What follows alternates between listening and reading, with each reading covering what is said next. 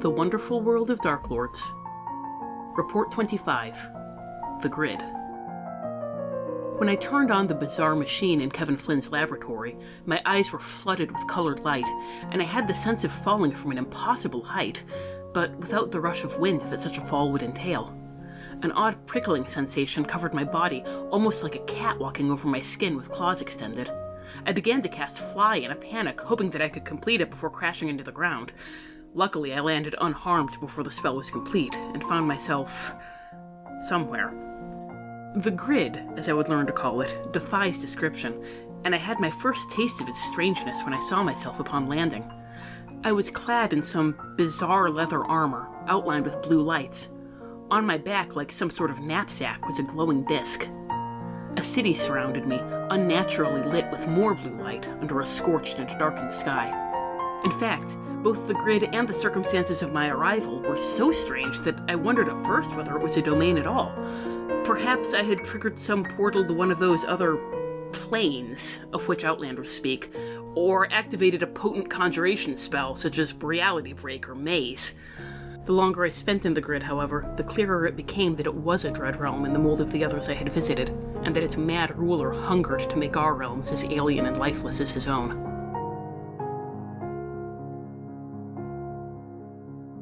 Welcome to Wonderful World of Darklords. I'm Tom. I'm Rachel. And we're discussing how to convert Disney movies to Ravenloft Domains of Dread because we fight for the listeners. Along the way, we'll look at the Dark Lord, the domain itself, and some plot hooks and adaptation ideas to integrate the setting into your own campaign. Today's episode, Tron. And also Tron Legacy and a little bit of Tron Uprising. Mostly Tron Legacy. Yeah, mostly Tron Legacy, yes. actually. And maybe some other Tron things. Yeah. The whole Tron franchise, much like our previous episode, Pirates of the Caribbean, this one really is covering the entire Tron franchise. But really mostly Tron Yes, Legacy. we're mostly talking about Tron Legacy for reasons we will go into. Yes. So we conclude our summer blockbuster series of live-action Disney movies with one that is very near and dear to my heart. In fact, you might say it busted the blocks of my heart. Which is one of two reasons we're doing this for the finale, because this is one I desperately want to do, because I love it very much, though it is not by any stretch of the imagination has ever been a blockbuster. But I love it, and it is a very interesting challenge. So, how do you do Tron? Yeah. How do you Tron, of all things, in Dungeons and Dragons? Yes. Incidentally, in terms of it being a blockbuster in Tom's heart, if you listened to the end of our Pirates episode, you know it is not a blockbuster in my heart. But Tron Legacy, I did really like Tron Legacy. Yes. It's the first Tron. It did not age well. It's very slow. It's very slow. Yeah. The special effects are very, very cool. And I would have loved it if it were half an hour long. But it'd been like a short film. Exactly. Yeah. If it were like a Fantasia short, I would have loved that movie. But even this weird thing I want to do, I'm forcing on Rachel and all of you. That I love you. It opens. This is how much I love you, honey. It opens with that fundamental question that is the obvious question you probably thought if you clicked on we're doing an episode about Tron. Tron? Really? There are no computers in There are no computers in a Ravenloft. How do you do a world inside a computer? What will that even look like? How do you take anything about Tron and set it in a kind of pseudo-medievalist horror setting, multiverse Dungeons and Dragons world? We have a much longer intro than usual because I have to, explain the basic conceit of the domain. Ridiculous high-concept domain of ours. So, we've got Kevin Flynn, and he is this genius artificer, this genius spellcaster, and he creates this giant, alchemical engine that generates an extra-dimensional reality. It's basically just a super orders of magnitude more complicated and expansive version of something like Mordenkainen's Magnificent Mansion, or Unseen Servant, or...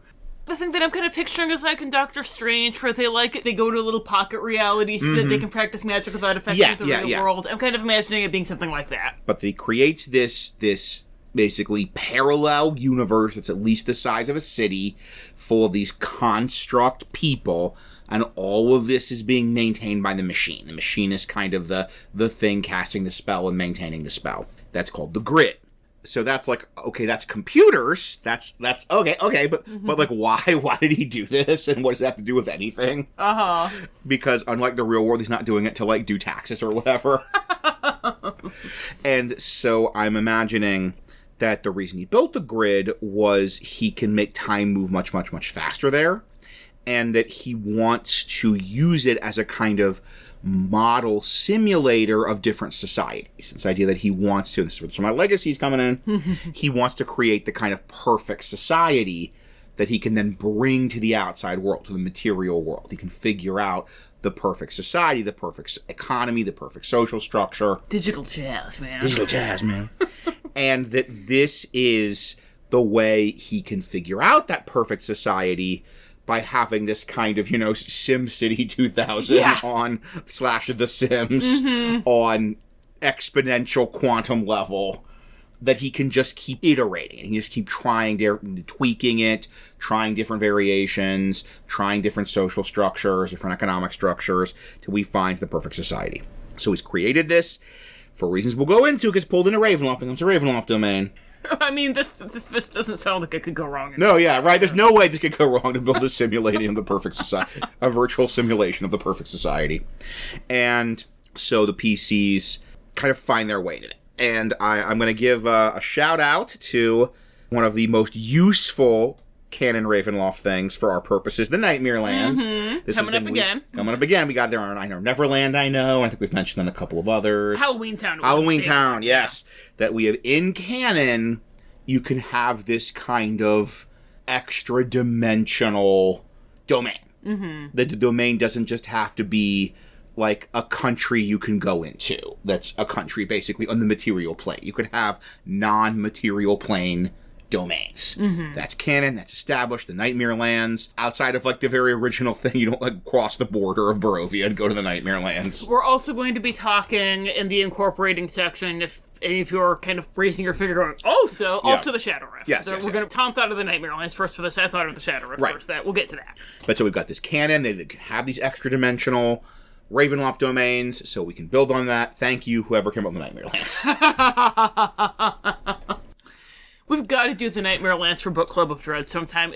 It's so cool, but it's so taking this amazingly interesting indie RPG setting. Idea of overcoming your trauma. And cludging it into D&D mechanics. That's coming. That's coming up. Your family died in a fire, so you have to fight 2d6 fire elementals. Now you're healed. Now you're going to roll to see if you get to your inner peace score. Your inner peace score. That is, once again, very, very, very long setup than usual, because we have to establish the whole, what even is the grid in the world of Ravenloft, and that's what it is. And now we'll circle back to that idea where I said it gets pulled into Ravenloft. We'll talk about how it gets pulled into Ravenloft, and particularly who pulls into Ravenloft, in a section we like to call The Lord.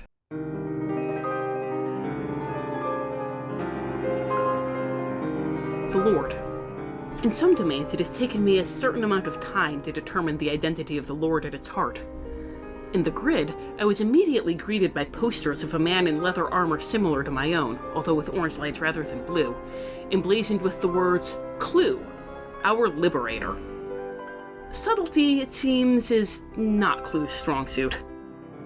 After dodging several of Clu's prison transports and surveillance vehicles, none of which seemed to be prepared in any way for magical means of avoidance, I was able to find my way to a glossy, decadent establishment called the End of Line Club, where patrons were willing to divulge information in exchange for unpleasantly metallic-tasting beverages. From what I could gather, every being in the grid, including Clu, was a program, a construct of Flynn's creation. Clu had been a sort of administrator or regent, ruling when Flynn was away in the human world.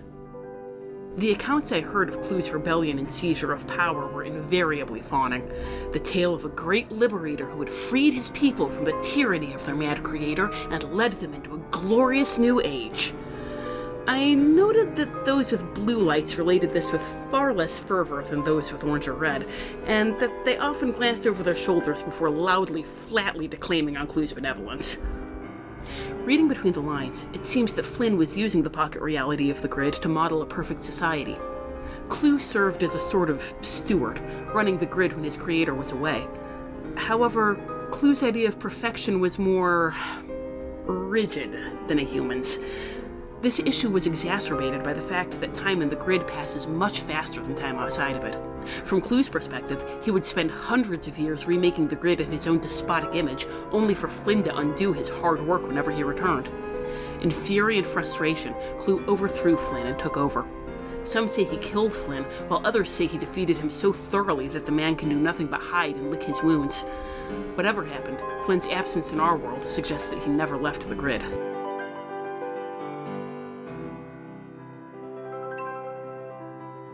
So, for our Dark Lord, and this is when Rachel's saying really mostly Tron Legacy, this is really the reason mostly Tron Legacy. Mm-hmm. Not just because it's better, sorry. Don't yell at me on the internet. It's like a more... It's a movie! It's a movie! Someone told this movie it was in a movie! But our Dark Lord is Clu. And Clu is the villain of Tron Legacy. Clu is the kind of copy of Flynn that he created to sort of administer, and what's much in the movie and in this story, he created this copy of himself named Clu to administer the system in his absence, to be his kind of assistant, his right-hand man, and to help him create the perfect system. Mm-hmm. And the MCP from Tron, original Tron, is a pretty cool villain. Like, honestly, I think there's more there than a lot of people, I think, give credit for with the MCP. Like, the MCP has a real personality. It gets very sarcastic. Mm-hmm. It gets, like, you push me, I push back. Like, there's more personality, but it's very psychologically flat. Mm-hmm. It just kind of wants domination for the sake of domination. Yeah, and, like, Sark is more psychologically interesting, but he's not the Dark Lord the MCP is. You could do something interesting with, like, David Warner on the outside being the Dark Lord, because he's making this, like, deal with the devil, and he thinks he can ride the tiger, but he can't. But then you're not in the grid. So, right, exactly. Yeah. But Clu is not just a great villain, but an incredibly psychologically complex villain. And a villain that's psychologically complex in a way that makes a very good ravenloft Dark Lord. Like, to justify this beyond just my weird passion project, my weird, like, I love Tron and I love Ravenloft, so I'm going to find a way to shove that square peg in that round hole, is that Clu does make a very good Dark Lord. He does, yes. So, that's the number one reason. Other than self-indulgence, we decided to do the weird gymnastics of a computer Ravenloft domain. But if you clicked on this, a thing about Tron, I'm assuming you've seen and have great affection for Tron and Tron Legacy and maybe Tron Uprising, but you might not know what a Dark Lord is, because maybe you're just like, Tron, yay! Oh boy, someone understands. One of us understands. One of us understands. It's me. I understand. It's a memory of a place you've never been. I love you. Halite also understands. Yes. Go into our show notes, click on their work. Their work looks so Tron Uprising. It's amazing. So, but you might not know what a Dark Lord is. You know what Clu is, don't know what a Dark Lord is. Rachel, what is a Dark Lord? Well, a Dark Lord is an evil being who commits some kind of act of ultimate darkness that causes the dark powers to say, why, hello, new friend, we want to play with you forever. And so they pluck that evil being up and they place them in a domain which is a special hell tailor-made just for them. There are some really great Dark Lords. There are some... I'm sorry, Uruk von Karkov. I'm going to pick on you again because I can't think of an on-the-nose one. There are some Uruk von Karkovs. There's no weird computer guy. Yeah. That we could use from the old material. The bad Dark Lord. So we're going to talk about the 4 qualities that separate the Strahd von Zarevitches from the Uruk von Karkovs. The first quality is that act of ultimate darkness. Unlike poor Uruk von Karkov, they just don't kind of become a Dark Lord by attrition doing a whole bunch of bad things. They do this one really bad thing, or sometimes a series of interconnected really bad things, but they all kind of are in the same vein. They have an origin story. They have an origin story, exactly. In Strahd's case, it was killing his brother because he wanted to get with his brother's fiancée. Our second quality is what they call in Van Richten's Guide to Ravenloft the Torment. Because we're a Disney podcast, we call it They Got What They Wanted, They Lost What They Had. In Strahd's case, congratulations. You have killed your brother. He's out of the way. You have eternal youth, so you're not too old for Tatiana, but you're too Strahd for Tatiana, and you always will be. You're what she does not want. Mm-hmm. You're you. Our third element is an element of tragedy or relatability. They're not just evil for the sake of being evil. There's something about them that makes us wince in sympathy. This is a big reason we didn't do Master Control Program. And in Strahd's case, man, you're too you for the person you like. That sucks. Yeah, unrequited love sucks. Yeah, it's not good. And then our final element is that the domain reflects the Dark Lord into their curse in some way. Strahd is a spooky vampire, and he's the Dark Lord of Spooky Vampire Transylvania. He is not the Dark Lord of a computer. And except in the old 2nd edition 90s computer game, Strahd's Revenge, or whatever it's called, computer game. Yeah. It might have just been called Cast Revenant. I don't remember. I had it, but I never figured out the controls for it, and I always got embarrassingly killed by wolves before I even reached the blood of the vine. It was bad. I love you too. Anyway, so, and also the domain reflects his curse of that loneliness of not being with Tayana, because it's a boring mud slump, and there's no one around who could be an intellectual equal to him, so he's bored, he's lonely, and he always will be. So, Eric von Karkov is this weird, obscure Ravenloft example. For those Tron heads that are with us, which is a term I'm coining for the fandom, this is even a good contrast with the MCP. The MCP could be a perfectly good villain of a lot of Dungeons and Dragons games. The MCP is a strong villain, and one of the things the original movie has really going for it. It's got a pretty good villain, but with the MCP, we had the kind of attrition of evil. It became evil, and it's absorbing programs, and it's taking over. Whereas Clu, we can point to a specific act of ultimate darkness. We can have that specific origin story, and so, as in Tron Legacy, Clu is this caretaker program, this copy of Flynn. He was told, you will create the perfect system, and for reasons we'll get into in a bit, he started to see Flynn as failing to do that, to disagree with Flynn's methods, his ideas, and so he seized power. He launched a coup against his maker. He saw this despotism. He argues in Winterfell's directive, the only way to build the perfect system is to overthrow Flynn and seize power, but that he was created to be a servant, and he rebelled against the creator. So once again, we've touched on this a bit with some of the others, he's violating his own programming. He's violating his own purpose. He's going against kind of his own moral code.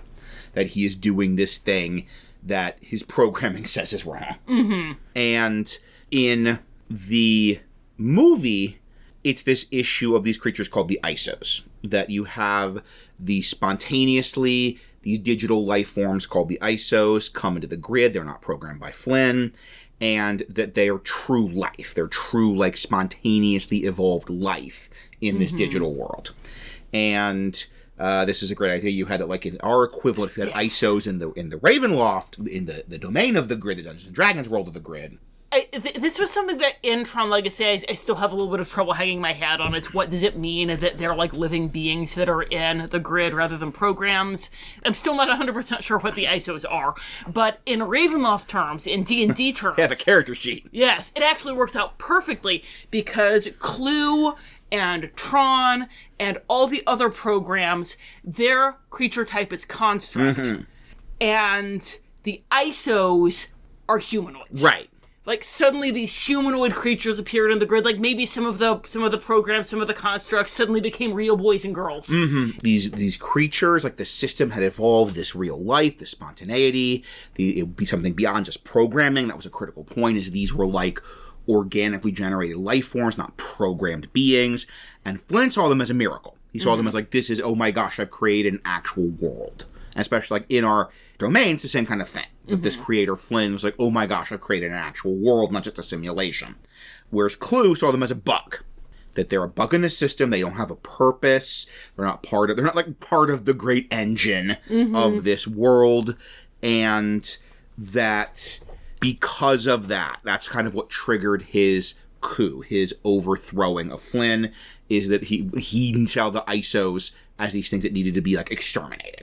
And then said, well, and then if I'm going against Flynn on that, then I'll go against him on things like people having freedom, programs having freedom, and not being a giant police state working for maximum efficiency. When we were first working on this, we were thinking maybe the ISOs are a little bit too much complexity, throwing that in. For reasons we're going to get into, I'm not sure if Tom's completely come around on this. I think the ISOs are completely essential now. We'll get into why.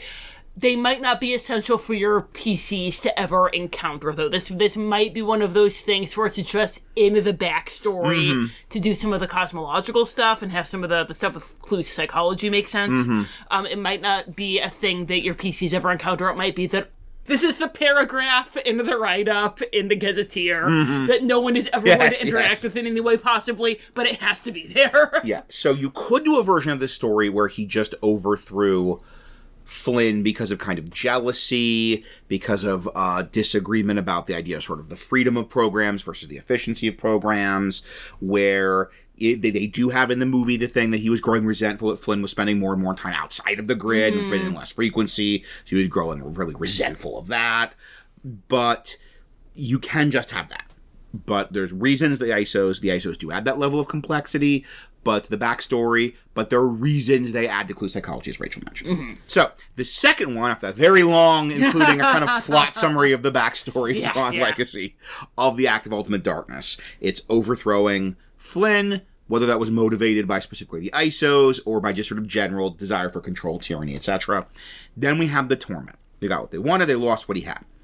And he got what he wanted. He has taken control. He is rebuilding the grid in his image. He is creating a much more efficient system. He says in the movie, I've taken this system to its maximum potential. That everything is much, much, much more efficient than it was when Flynn allowed there to not be a police state. When Flynn allowed little inefficient things like free will. But perfection is impossible. Like, that's the key thing. He'll never actually... He went against his directives. He betrayed his maker to achieve this kind of perfection, but it's impossible. There'll always be resistance. There'll always be rebellion on the grid. And I think a big, big, big part of this, he'll never get Flynn. This is that ending confrontation between Clu and Flynn is like half the reason I want to do this domain.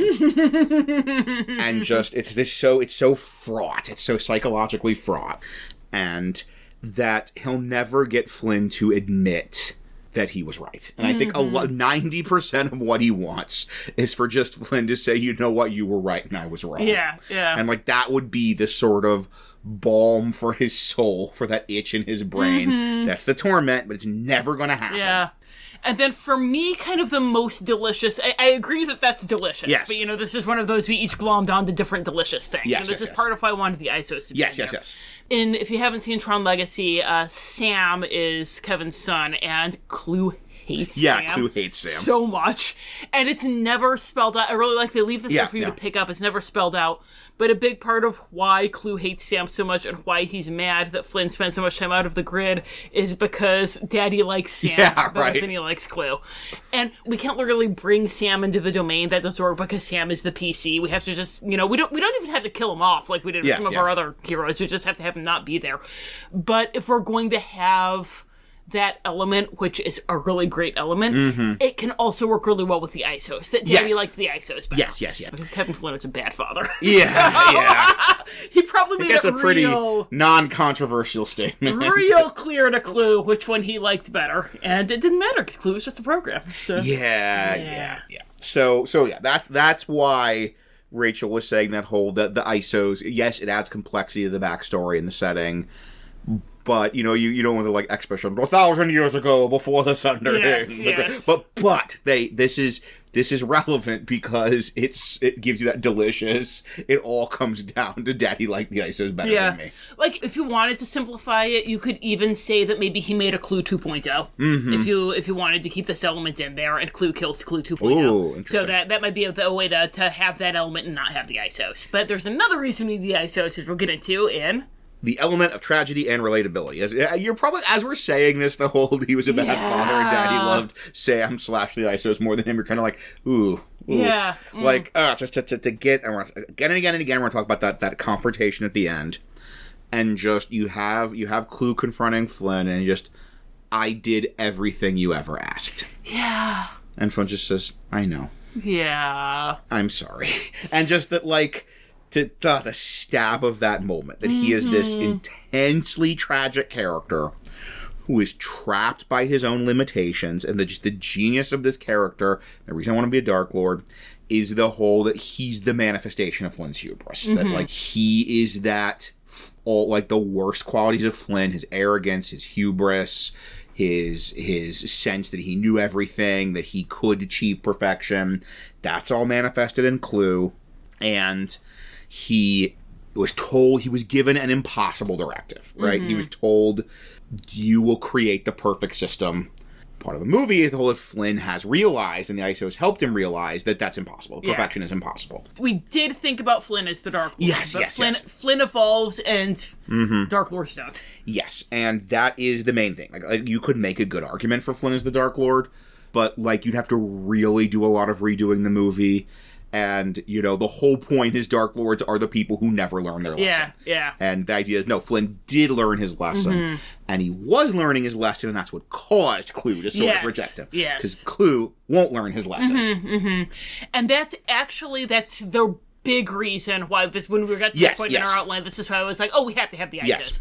Because we were talking about him being trapped by his programming, and I was thinking that, that's not really fair to make him a Dark Lord, because if it's his programming, maybe he didn't have any choice but to do this. But if we say that programs can choose to become ISOs and evolve from their programming, then Clu is still making that choice. That he could, anytime he wanted to, become an ISO and evolve beyond his programming and not be trapped here. Even if all of this was Flynn's fault and not his for programming it in, no, he has this choice. He could become an ISO if he wanted to, but then he would be proving Daddy right that ISOs are better, so he's never going to do that.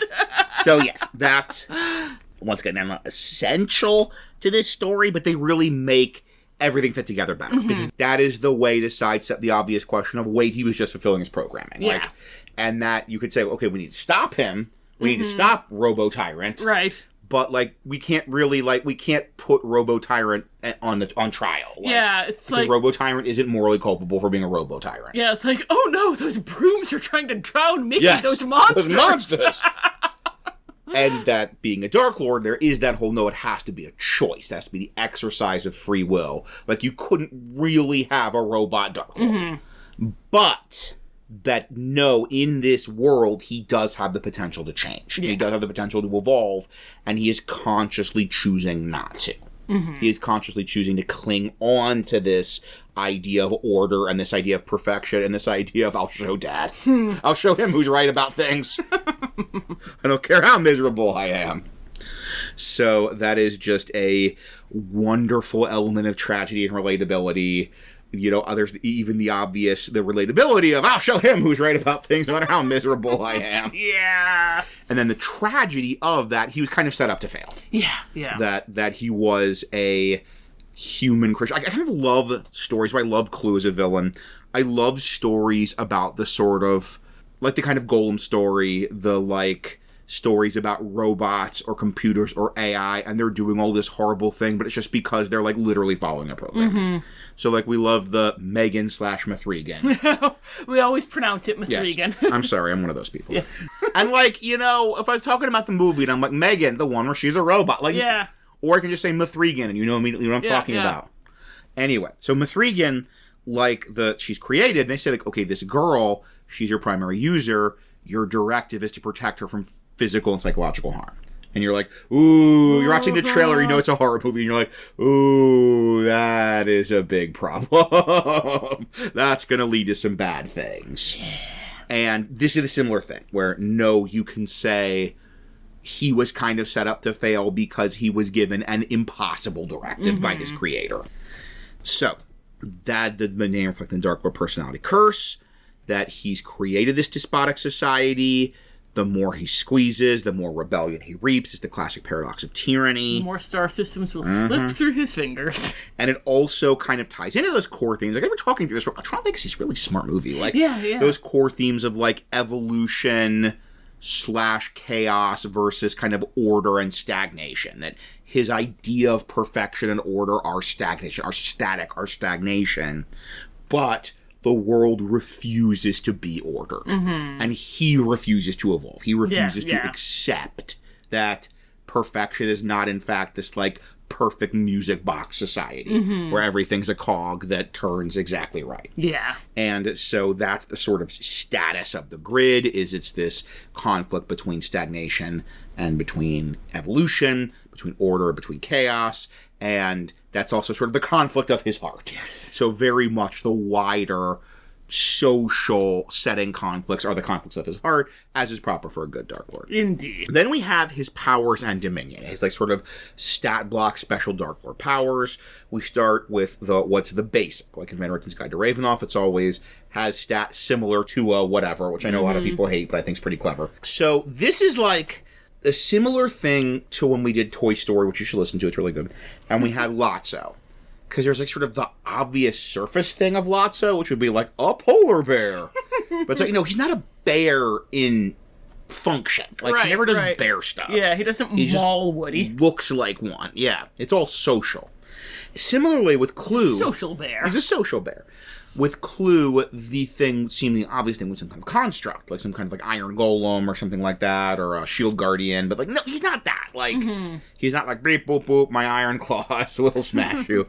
So we picked a gladiator, because what we see in the world of the grid, he is a very good fighter. And that's, I think, the best fighter in the Monster Manual NPC section. So he's a very, very, very good fighter. And he doesn't have, like, a ton of other powers, powers. We thought about this for a while. Yeah, he doesn't do magic or turn into a dragon or anything, or steal someone's voice or whatever. He's just a really, really good fighter who is the dictator of a nation that's mostly loyal to him. Yeah. So we have, that's a big one right there. He's the sovereign of a militarized kingdom. He has all the resources of the dictator of a nation that's pretty loyal to him. And then we also, to get more specifically a little power adjacent, he's got this repurposing system that we see in Tron Legacy, that he can take programs and actually kind of redo them into military programs with a kind of built-in loyalty, with military training and a kind of built-in loyalty to him. Yeah. The equivalent might be like he can cast Dominate as a ritual, and it's permanent. Yes. Yeah. Oh, I love that. I'm writing that in the script right now. Woohoo! And then this was an idea you had. Yes. We're going to get... He has some power that he's stolen from Flynn. We're going to get to how a little bit later. Yeah. But, okay, this is going to involve a bit of going out of order with things. To kind of, because the way that we see users interacting with the world, they're basically casting first-level spells, right? They're casting, like, they cure light wounds, and suddenly they bring people to life, or, like, feather fall, like the elevator controls or whatever. Or you could do a version of mending, or what you call fabrication, where Flynn's putting the recognizer back together in Tron 1, in the original Tron. Or Disguise Self when he turns red because he grabs the guy and prevents more guards. Yeah. I like Tron. I love you very much. So we're saying that users can cast first level spells because we don't see programs do anything like that. We don't see any programs who have any kind of like magic like that. Yeah. So, like we were talking about with Hades Town, it's such a low level setting that Orpheus casts Prestidigitation and Eurydice loses her mind. Here Flynn casts Cure Light Wounds. Right. They're like, he is the Kwisatz My goodness! You are a user! So here, we're having it be for reasons that we'll get to. Clu has kind of gotten some admin commands. He can do a couple user things. But he can only cast cantrips. He can't get to the higher level ones. And he thinks he is hot stuff. Yeah, he's like, this is... look how amazing I am. I can cast Prestidigitation. Look how user adjacent I am. This is almost as good as being a user. Yeah. Because that kind of mirrors the psychology of... He is sort of the copy of Flynn. He's the inferior copy of Flynn and the inferior copy of a user. And he wants everyone to act as if he's sort of equal to Flynn, equal to a user. But they don't. Because he isn't. Because there's a difference between a level 1 spell and a cantrip. A pretty big difference. And then we have the power. All Dark Lords have the plot device power, and that is the closing the borders. And this is another weird one, because, no, you can't go to Barovia from the grid, from Tron. You can't walk out of Tron into Barovia. Yeah. And this is kind of the opposite of Prince John. With Prince John, we had the idea that he cannot close the borders because it represents his lack of control. And with this, we're seeing a similar thing to the movie where he ultimately wants to conquer the material world. Bring perfection everywhere. Right, he's like, I have built the perfect system. I have brought the system to its maximum potential. I've almost achieved perfection here. So now to fulfill my directive, I need to bring perfection to the material world. And oh man, I love, like, there's the hologram thing of the Earth, and it just starts being, like, the landmasses just start being covered in hexagons. And it's like, I don't know what that is, but it looks really bad. It looks really bad. That looks really ominous, that all the nations, all the landmass of the Earth will be covered in equidistant hexagons. And so in this case, he can't open the borders. It's like the opposite of Prince John. Users can come in, which we'll talk about more in, like, the setting, and, like, how do you do an adventure here? Like, oh, cool, what do I do with it? Yeah, how does a PC translate into a user? But he cannot. The borders are shut, and he cannot open them. And that, once again, it's like, if I were a user, I could. Mm-hmm. And that reflects his ultimate, no, you're not Flynn. You're not the creator. You're not a user.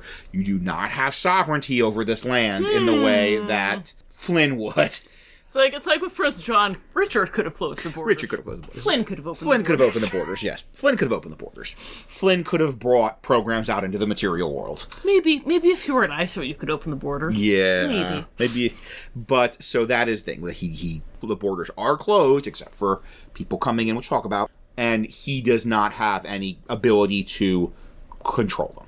So the final part of our Dark Lord section is the role-playing trait, ideal, bond, and flaw. Inventor's guide to Ravenloft. It gives these for each of the Dark Lord and always gives them as quotes. So as much as possible, we like to find quotes that we can then use to reflect that role-playing trait, ideal, bond, and flaw. Now, I, being me, and loving Tron so much... And I love you so much. Went to the screenplay and did a, Control, F for Clu to look for, his dialogue. But did you get anything from the Choose Your Own Adventure junior novelization that you also got for research for this episode, honey? Not for this write-up. Okay. But yes. I love you so much. But yes. Clu does not actually have that much dialogue. If you go through Control F the screenplay, there were 11 instances of Clu. Wow. Yeah, but he does not have that much dialogue. Nothing much in it. Yeah, right? Yeah, right? Yeah. And a lot of it is very circumstantial. Mm-hmm. So, it really is reflective of his personality to go rewatch the scene where he meets Sam, and he just hates him so much. Mm-hmm. And so could I go home? Phrase not in the cards, kiddo. Mm-hmm. But we do have some, I think, that will be useful. So the first, I have to start with this. This is my heart, this is my love of this movie. The ending confrontation. I did everything you ever asked. I executed the plan. You promised we would change the world together. You broke your promise. Oh. I took this system to its maximum potential. I created the perfect system. Clu. I know, right? Attraction-related ability. You broke your promise. Oh, you broke your... That might be his bond. You promised we would change the world together. You broke your promise. Yeah, that's a good candidate for bond, yeah. You broke your promise. And then, of course, we have to have the Flynn, am I still to create the perfect system? Sounds like an ideal, but we'll see. Yeah? Yeah. Oh, so good. Flynn, am I still to create the perfect system? Yeah? Oh, Flynn, you putz. You putz. It's been very meme having Flynn say, yeah? In response to me. So yes, Flynn, am I still to create the perfect system is also an excellent possible ideal. Mm-hmm. And then he says, he's about to kill, attacking Flynn, he says, you've been corrupted. I think that's too conditional. Yeah. I just love this. And he says, he fights Flynn, Sam's escape, he tells Sam to run, and he's like, Clu, I'm the one you want. And Clu's like, yeah, you are the one I want. And so, Sam's escaping. And then Clu's, about to kill Flynn. And he's like, you knew I'd beat you, and you still did all this for him. Oh! I know, right? I don't think we can use it, but because it's so circumstantial. Just want that on the record. Yes. Okay.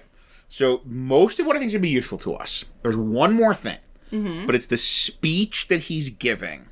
On the big battleship full of the troops, he's giving this giant Hitler-esque speech. Mm-hmm. And this is, I think we could maybe get, like, all of them from this, because this is biggest stretch of dialogue, and it's, a speech, so it's full of, like, ideals. Greetings, programs. Together, we have achieved a great many things. We've created a vast, complex system. We've maintained it. We've improved it. We've rid it of its imperfection. Not to mention, rid it of the false deity who sought to enslave us. Kevin Flynn, where are you now? Yeah, where's our kid now, Sheriff? My fellow programs, let there be no doubt that our world is a cage no more, for at this moment, the key to the next frontier is finally in our possession. And unlike our selfish creator who reserved the privilege of our world only for himself, I will make their world open and available to all of us. Yes, all of us. Whatever we find there, our system will grow. There, our system will blossom. Do this. Prove yourself. Prove yourself to me. Be loyal to me, and I will never betray you. Maximize its efficiency. Rid the new system of its imperfection. My vision is clear, fellow programs. Out there is a new world. Out there is our victory. Out there is our destiny. Oh, man. Like, there's so much there. There's so much there. So that's the best. Like, there's a little bit more, but I think that's the best you're going to get. Yeah. And it's little, but it's very fertile. Yes. So I really like the you promised me. I think you're right. That's got to be the bond. Yeah. Because it is what it's all about. Even though we change the world together, like, that's what he's doing, Mm-hmm. So I am totally cool with, you promised we'd change the world together. You broke your promise. Yeah. As the bond. Yeah. Okay, role-playing trait. I'm trying to see, how would he, like, your role-playing clue. Your role-playing clue. And I feel like the role-playing trait, if we can find one that's not from the speech, because he's doing the speechifying, but right. He's, talking to people just normally, he's just this smug little bully. Yes. We'll come back to that. Yeah, so. Flaw. Gosh, there's flaw. Flaw's got to be in here. Flaw, yeah. I am also cool with ideal for the... Just also the iconic quote, Flynn and I still create the perfect system. Yes. Maybe for the flaw, the vast complex, we've maintained it, we've improved it, we've rid it of its imperfection. Mm-hmm. I was also thinking... For the maximize efficiency. Maximize efficiency, rid the new system of its imperfection. Yeah, I like that, yeah. Both of those could be good. Because that even speaks... Yeah, I like that, okay. Because that even maximize efficiency, rid the system, and he kind of speaks to what he thinks of imperfection. Yeah. You get, when he says perfection, you're like, ooh, that's a bad thing. But then you have specifically the maximize efficiency. Yeah, so like, perfection and efficiency are the yes, same exactly. thing. They're the same thing. And you get like, no, that is not a society I wish to live in. That is not, in fact, a perfect society. A society that has maximized efficiency. Mm-hmm. And this actually ties into some of the stuff with original Tron. There was a deleted scene with Yori and Alan where she takes him and they have, like, digital relations. We're going to talk about that later. She takes him to the room and she, like, turns on, there's all this sort of, like, art, basically. Like, it gets all decorative. Mm-hmm. And he's like, wow, this is amazing. And she's like, yeah, and highly illegal. And this idea that, like, yeah, this is a sort of system where, like, art or, like, personal expression would be illegal because they're, like, a waste of energy. Mm-hmm. Yeah. And actually, for traits, I think if we kind of, like, dot it, we rid the system of the false deity who sought to enslave us. Kevin Flynn, where are you now? Oh, yeah, sounds good. That his trait is gloating at Flynn. I love it, yes. I love it, sweetie. That is perfect. Okay, yeah, I knew, like, I'm like, this, not a lot of dialogue, but there's, like, so much in that speech. Yeah. And in that confrontation with Flynn on the bridge at the end, like, we'll be able to find everything we need in terms of this sad, horrible little man. Sad, horrible little man. Not a king or god. Not despite his best efforts, not a king or god. So, that is our analysis of the incredibly interesting, incredibly psychological complex, incredibly good Dark Lord of this weird digital Ravenloft domain. Let's talk a little more about that weird digital Ravenloft domain in a section I like to call The Land.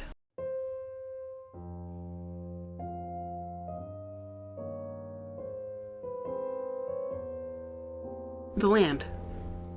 The grid is an entirely artificial land, and I felt this wearing on me the longer I stayed there. While there was some simulation of weather, the omnipresent clouds occasionally released lukewarm rain. There was no sun, no trees, nothing but an endless city of stone and glass. I could easily imagine an elf or druid going mad within its sterile boundaries. The center of both law and entertainment in the grid is its arena. Had one of those prison transports discovered me without the appropriate papers, I would have been slated for either rectification, which, as near as I could tell, would have involved some kind of domination spell that would transform me into Clu's puppet, with red light as its signifier. Or the games, a series of blood sports. Sometimes, the contestants in the games are adept fighters and athletes who give the audience a thrilling display of skill. Often, they are hapless victims, and the game's dubious pleasure lies in betting on how quickly they will be torn apart. Beyond the city limits is a dangerous waste called the Outlands, fraught with deadly storms and roaming monsters. Those who wish to hide from Clu may seek shelter in the Outlands, but because this includes bandits and murderers as well as rebels and refugees, this is an even more dangerous proposition than it would be otherwise. High-speed trains cross through the Outlands and connect several cities within the grid, although all of them suffer under Clu's rule. I discovered one especially bizarre aspect of the grid when I told someone that I came from beyond it. I suspected that in a world populated entirely by constructs, a being of flesh and blood would be a curiosity. I did not anticipate how thoroughly inadequate the word curiosity was. When I confessed my origin to a blue-armored woman who I suspected of being a freedom fighter, she fell to her knees, sobbing and saying again and again that she had always known the users would come to save her. The only human these constructs had ever known was Flynn, their creator. To them, this meant that all of us must be gods.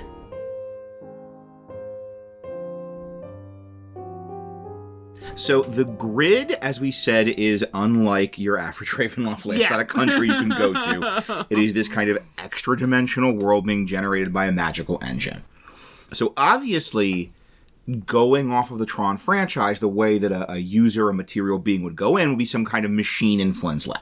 Mm-hmm. And I am working on an adventure based on going into the grid, and that's like Act 1 of the adventure, is and we're going to get a little ahead of ourselves with how we see this going down, but the average Act 1 of an adventure is going to be you go into Flynn's lab and you get shot by a laser. Our cat is really being something, by the way. Yeah, goodness. I'm trying, but if you're hearing little paw prints on a vinyl tablecloth, then it's not us. It's not my paw prints. It's not mine either. It's our third host, our co-host. Yes. So you get zapped by a laser, and you get brought into the grid that way. And also, this would be very weird, we can do the mists bring you in. Yeah, the mists do what the mists do. The mists do what the mists do. And it even is, we see in the Outlands, we'll talk about more in a minute, the Outlands is, we see that kind of very snowy, so it could be the kind of mist. I could actually relate something cool of the mist transitioning into, like, TV static. And Ooh. Coming out into, like, and then that transitioning into the snow of, like, the Outlands. And Oh, I like that. The big thing is, I see material beings going into the grid as involving they're going into a different world. And that's a lot clearer to communicate if, like, a laser shoots them. Right. And they get teleported away. Like, if they've done, like, we've gone to this domain, we've gone to this domain, we've gone to this domain, it is a bit harder to communicate right off the bat. This particular domain, the grid, is a different level of reality. It's uniquely weird. Uniquely weird among all the domains. It's kind of like with the Nightmare Lands. I think in the old days, the mist could take you into the Nightmare Lands, but that's kind of weird, right? Like, to not go into the Nightmare Lands by going to sleep. Yeah. And I need to double check. I can't believe I don't know this off the top of my head. I'm so ashamed. But I need to double check whether the mist could randomly take you into the Shadow Rift. And that would, if so, that would be kind of weird. But, not unheard of. Just but you're the GM, so do what you like. We were discussing this, and we're going to talk about this when we get to incorporate the older materials, because there was... a lot. Yeah. There was a Shadow Rift mod, and they had some cool stuff for how to drive home to your PCs, that they were going to a different level of reality with them. That would be very useful. Yeah. So you could incorporate some of that into having them travel through the mist. Because I think that change is important. That physical change is important. And I did a little test of this. I've done some testing on my adventure, and I always have it's not just that you get zapped by a laser and, like, are in another world. It's the whole, no, you look different, too. You're in the glowing, like, rubber armor. I mean, if you're going to do Tron... Yes, exactly. This is one of the challenges here. Why even do Tron? Tron is an aesthetic as much as it is anything. Yes. It's a visual style as much as it is anything. And so to have a Tron experience, you need to communicate that aesthetic. Yeah. And one way of doing it is obviously your descriptions. I made the comparison a little earlier to Fantasia, and I really think that's like, as much as you can't do a Night on Bald Mountain domain without playing a little Night on Bald Mountain in the background, you can't do a Tron domain without describing all the aesthetics. Yeah. Just like, you're in a city. No, it needs to be like, you were in a city, the sky is dark, and the buildings are illuminated in light, and there's vehicles moving, like powered vehicles moving. And I would even always have it be the PCs suddenly are wearing this weird, like, stretchy leather armor with glowing light strips in it. Then no, you're in Tron clothes. And I personally would take that further, because Tron is this very specific aesthetic, and I try and translate a lot of D&D-isms into that Tron aesthetic as much as possible. So I would have it be, running a Tron adventure, you don't have your regular weapons with you, but you have your disc. And all of your, like, combat ability, your brain is translating into using the disc. So, like, the ranger's making the exact same roll for attack or for damage as they would with their longbow, but it's the whole throwing their disc. Yeah. Because once again, that's so important to Tron, that, like, disc fighting with your disc, that being the primary weapon heroes use in Tron. That's such a huge part of the setting, of the vibe, and there's no reason that can't be the flavor of whatever your PCs are doing. I would even go further in that and do it with magic. So have it be that a lot of the magic is translated, I'll go to a bit more in a minute, but a lot of the magic, especially combat magic, can be translated into disc stuff. So, Fireball can be like, you cast Fireball, you turbocharge your disc, it starts spinning, glowing orange, and then it just, like, zips and death blossoms all around and hits, like, an entire room full of people for damage. Oh, man. Tom, gotta look. Yeah, Tom just tell me to get my look. So we haven't play tested this with the Discord group yet. Hi, guys. Hello. You're hearing us come up with this By the time you've heard this, we have play tested it. I hope. When we do this in the game, this is the genesis of this, that's for combat stuff, but I'm even seeing, like, so we had the whole when Clu reprograms and they turn orange and everything, and you could have something where, like, if you have an enchanter or a bard or something like that in your party, then when they use their enchantment magic, like, the color of the lights on whoever they're using their enchantment on, like, changes to match. And yes, I'm going to put that in. And you want me tomorrow to put that in the adventure? I will. So, or with other magic, it can be like hacking reality. So, like, we have the scene in Tron Legacy where the elevator is racing down, and Flynn just opens up this little control panel and stopped it from falling. And, like, in D&D terms, that can be like, I cast Featherfall. And that can be, you just open a little control panel in the air, type keys, and suddenly everyone, like, slows down, starts drifting down. And that's cool. That is cool. So, yeah, just, you're not going to have a Tron adventure. And none of this has any rules implications at all. It is just purely changing the descriptive text of the PC abilities, spells, etc. And fundamentally, it's not going to feel like a Tron adventure if you don't have that aesthetics. If you don't have you're not, like, shooting a longbow with regular arrows in Tron. Like, if you even wanted to reskin it to make them, like, even weirder, if you wanted to have it be that, like, they have a longbow that, like, shoots the disc, like Hank the Ranger from the Dungeons and Dragons cartoon, you could do something like that. But I feel like the disc has to be in there. Yeah. Or that maybe they hold the disc up and they, like, pull the back of the disc that's interesting. Back. Like a light bow, You can't see the gesture that I'm doing. But, like, making a bow and arrow making a bow and arrow with the disc, and then it, like, shoots a ball of energy. That could be cool. And also, that's the easiest way to communicate that this is a different world. Yeah. Is that suddenly you're not swinging your longsword at the sentries, you are swinging your disc at them. You have this disc, and you're and that's your melee attack. So this is live, baby. Yeah, it's live, baby. How are you going to handle reach? It's like a short throw or a jab. Okay, yeah. That, like, it's just the equivalent of, you have a spear, you have a 10-foot reach. You just have training in the art of these quick little boomerang tosses. Yeah, boomerang tosses with your disc. Yeah, flip. Yeah, okay, cool. And even that the disc always comes back to you. It's like, that's Tron always comes back to you. That's how disc works in Tron. Yeah, no, they're boomerangs. Yeah. Exactly. Or even just, you have the training of, you can do these quick little, like, skip jabs with your discs that other people don't do.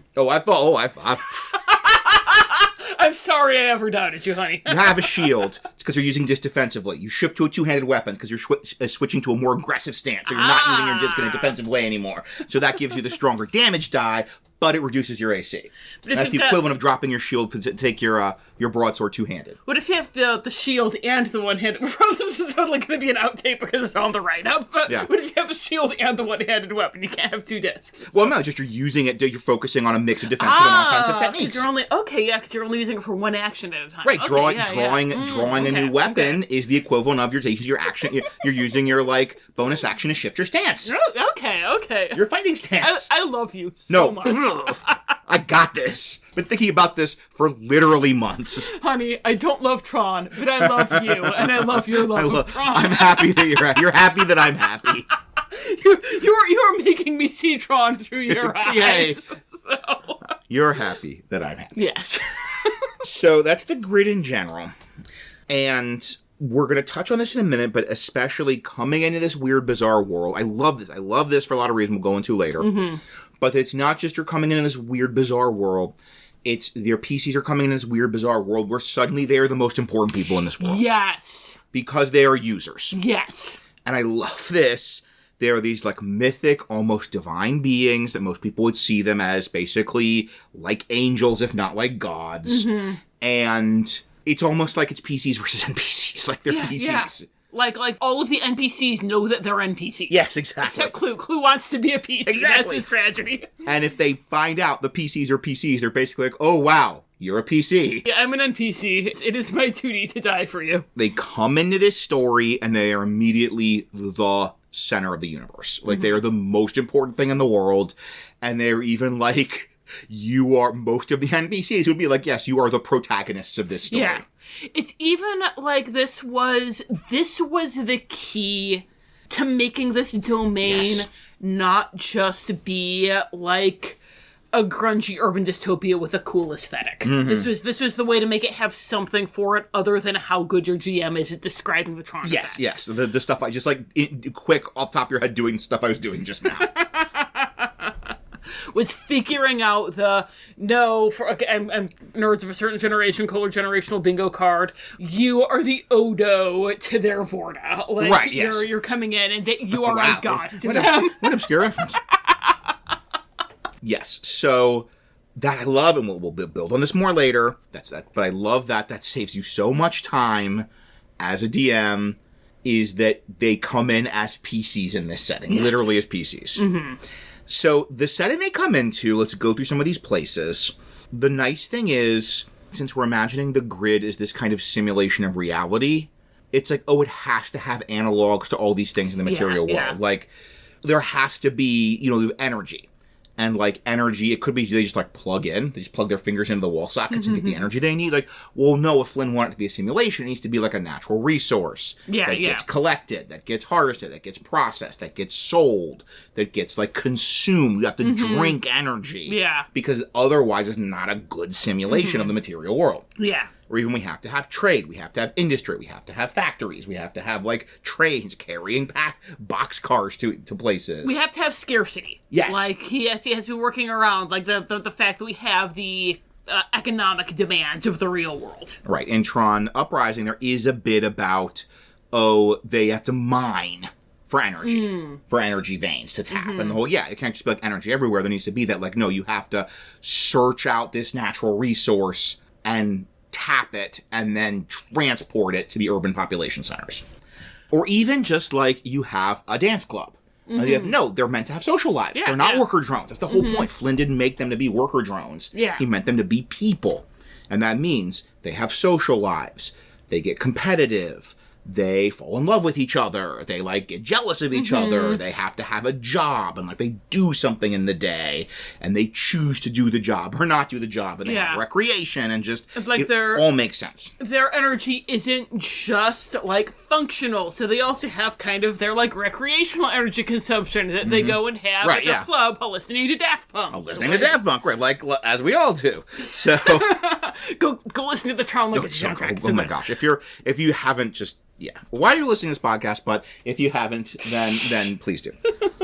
So the great thing is anything in the material world you want to bring into this setting, that's the blanket justification. Is the whole, why would there be, like, crime? Oh, well, because it's a simulation of the world. Yeah. It's a simulation of the material world, so there's scarcity. Yeah. So there's different personalities, there's rules, there's people wanting to go against the rules. Like, these are beings with free will. So you could have any possible kind of city location, country location, whatever, any kind of location you might have in a material world, you can have in the grid, you can justify in the grid, but here are some specific places. Mm-hmm. So, in Tron Legacy, it's all this one city. It's a very, like, movie style, very contained setting. It's this one city. It's in canon, I believe, called Tron City. It's very silly. It is like the capital of the grid. If I were going to use it, I'd probably just call it Capital City. Mm. And it's a very DC Comics name. Yes, but it's better than Tron City. It is. Especially if, like, Clue is why Benedict Arnold City. Well, we named it that. We can't change the name. Yeah. But we have this one city, and that's all we see, and Clue's there, and Flynn's there, and all his stuff is there, and that might be the entire grid for all we know. In Tron Uprising, we get the idea there are a number of other cities. So Uprising is set in a city called Argon City, and I'll go into this more in the details. So it's kind of up to you. You could have it be there's just the city, mm-hmm. right? Like, it doesn't really have a name, and it just sort of is the whole grid. You really just want to do Tron or Tron Legacy. Yeah, that's all there is. But if you wanted to, I'll go through later, you do have this sort of canon justification for the idea that, no, the grid is more like a nation with, like, multiple cities and settlements and trade and roads and train lines and all that sort of stuff between them. And that has some advantages, which we'll talk about later. Obviously, there's the arena. You've got this huge arena for all sorts of gladiatorial combat, light cycle races, disc wars, all the things we love in Tron. Mm-hmm, mm-hmm. Once again, is it really a Tron story if you don't do some kind of arena combat? Yeah. Light cycles or disc rolls or There's got to be a light cycle. Or disc wars or both. P.S. the Tron Adventure, which we will be linking to in the show notes mm-hmm. for a 50% discount. Mm-hmm. We'll have some rules I made up. Free if you're a patron. We'll have some rules I made up for light cycles and for disc rolls. Yes. Then that's going to be a good starting point. That's also sort of the jail. And you could very easily have the PCs get picked up by the sentries and taken to the arena. That's a good starting point. And once again, hopefully the PCs, I'll know by the time this airs if this works out in playtesting, but hopefully a lot of PCs won't mind, going to the arena because they get to do arena stuff. It's where both of our main characters start out in both Tron movies. Right. Your 100% Tron is going to have that, but maybe in mid-movie they get captured and sent there. Yeah. We mentioned in our Holes episode, like, a lot of times PCs don't want to be captured, but maybe you'll take the sting out if you're lucky you get to do a light cycle duel. They get the idea of being captured and forced to do gladiatorial combat, because they're like, that's kind of cool. Yeah. Then we have Clue's throne ship. Yes. So, Clue's throne ship, it's like, he's got like his palace, but it's this big ship. Mm-hmm. It's his command center / HQ, and because it's a big ship, it's mobile, it's scratching all of my Dragonlance flying citadel liches. Yes! Yeah! If you had Dragonlance on your Tron Good for you. card. Yeah. You really listened. You're really listening. You're a constant listener. And the great thing with here, it's, first up, obviously, is a place to have, like, a final confrontation with Clue. But it's also a place to get system access, because we mentioned that Clue is getting these admin commands. Mm-hmm. And if the PCs find out that he's getting these admin commands, and they're eventually going to be able to follow the trail of breadcrumbs and find out that they can get it also if they get to the throne ship. And... we're so proud of this. Yeah, this is you so proud of this. It's all you. You came up with the name, which is also great. Because I did. You did. The name is great. Because the name of it's the master control program. Mm-hmm. That's what Clue is using to get this admin control. It's the master control program, which makes sense. And if you have your Tron savvy PCs, they're going to be, oh yeah, I know what's going on. But then they get there, and you know what the master control program is? Remember how we mentioned that Clue is getting these admin commands and no one quite knows how, but he's getting like this little shadow of the user's power? It's because we wanted a way for the PCs to be able to encounter Flynn, and if he's out for the Outlands, they might not. But what if Clue's captured him and just hooked him up to some horrible rig in his throne ship? He's using him as a server. He's using him as a server, exactly. He's captured Flynn, he's gotten his disc, but he can't fully hack into it, so he's got Flynn just all just jacked up Matrix style, like getting into his disc, like getting the little crumbs he can pick up and feeling like hot stuff. Right. Because now he can be cool like Dad. He's not Now he could cool do a cantrip. He's not cool like Dad. No. Dad can do first level spells.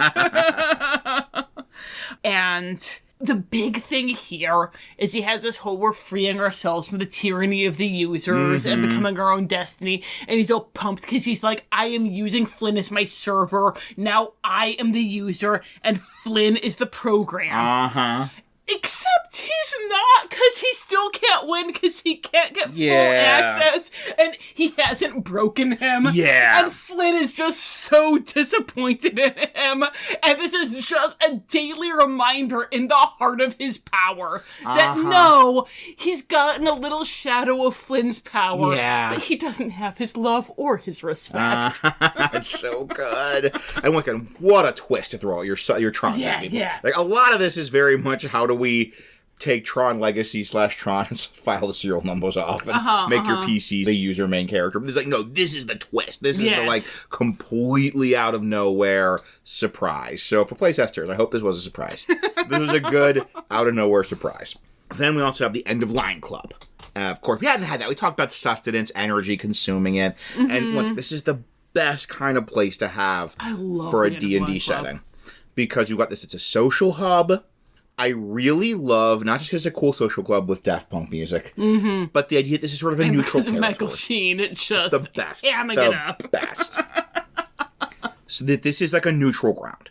Because like Sam comes into the End of Line Club, there are sentries there, but they're like, you know, canoodling with some of the sirens, and she even says like, oh, don't worry, they're being distracted.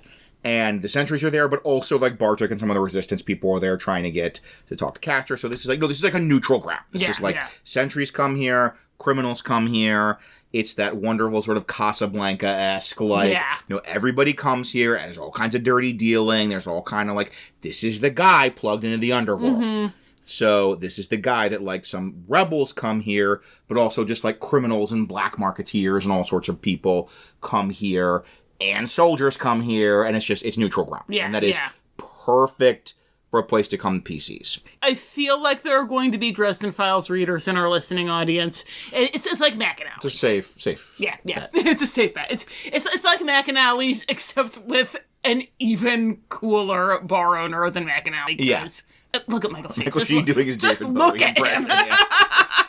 But this is just, like, such a perfect place for any kind of setting of the neutral ground, like, everybody comes here, watering hole. Yeah. And that he's plugged into the underworld, he's this big hub of the underworld, but he's secretly feeding information to Clu.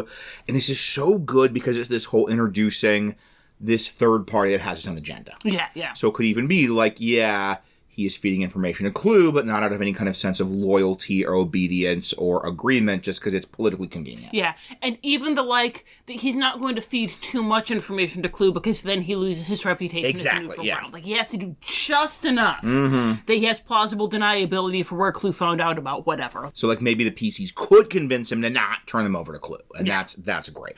Then to bring in some stuff from Tron Uprising. And there's two things I want to bring in. One I want to bring in specifically because it's super useful. In the setting of Tron Uprising, we have the Purgos District. And this is the bad part of town. This is the slum. This is the underworld. This is where the fences and the chop shops are. And the hackers are who will, like, go and alter your disc or alter other people's disc. This is the dark web of the This is the dark web. Like, in Wreck-It Ralph 2, where they go to the dark web, like, Purgos is the dark web of Tron Uprising. And once again, what is a D&D setting without a bad part of town? Yeah. This is where they can go and get sketchy stuff. It's so good if you have like a tyrannical society, because criminals are going to be kind of in opposition to that tyranny, but not ideological. But they have their own agenda. It's like what we talked about in the Hunchback of Notre Dame episode, which I know is 4 hours long. I know it's worth it, I promise. I promise it's worth it. But we were talking about the Court of Miracles, and the idea that the Court of Miracles is for everyone who's chaotically aligned, and that includes Esmeralda, but it also includes someone who is just going to slit your throat and throw you in the river. Yeah. And this is just so cool for kind of a resistance story, because these underworld groups, these fences, these con artists, these whatever, are so useful to a resistance. Yes. But they're not ideologically committed. They have their own agenda, and they will sell you out. Yeah. So they're in it for the money, and so that means if Clu gives them better money, they're gonna go for it. Or if they think this is the best deal for them. So this is the whole this is where we need to go to get fake IDs. We have to get fake IDs to get through these checkpoints.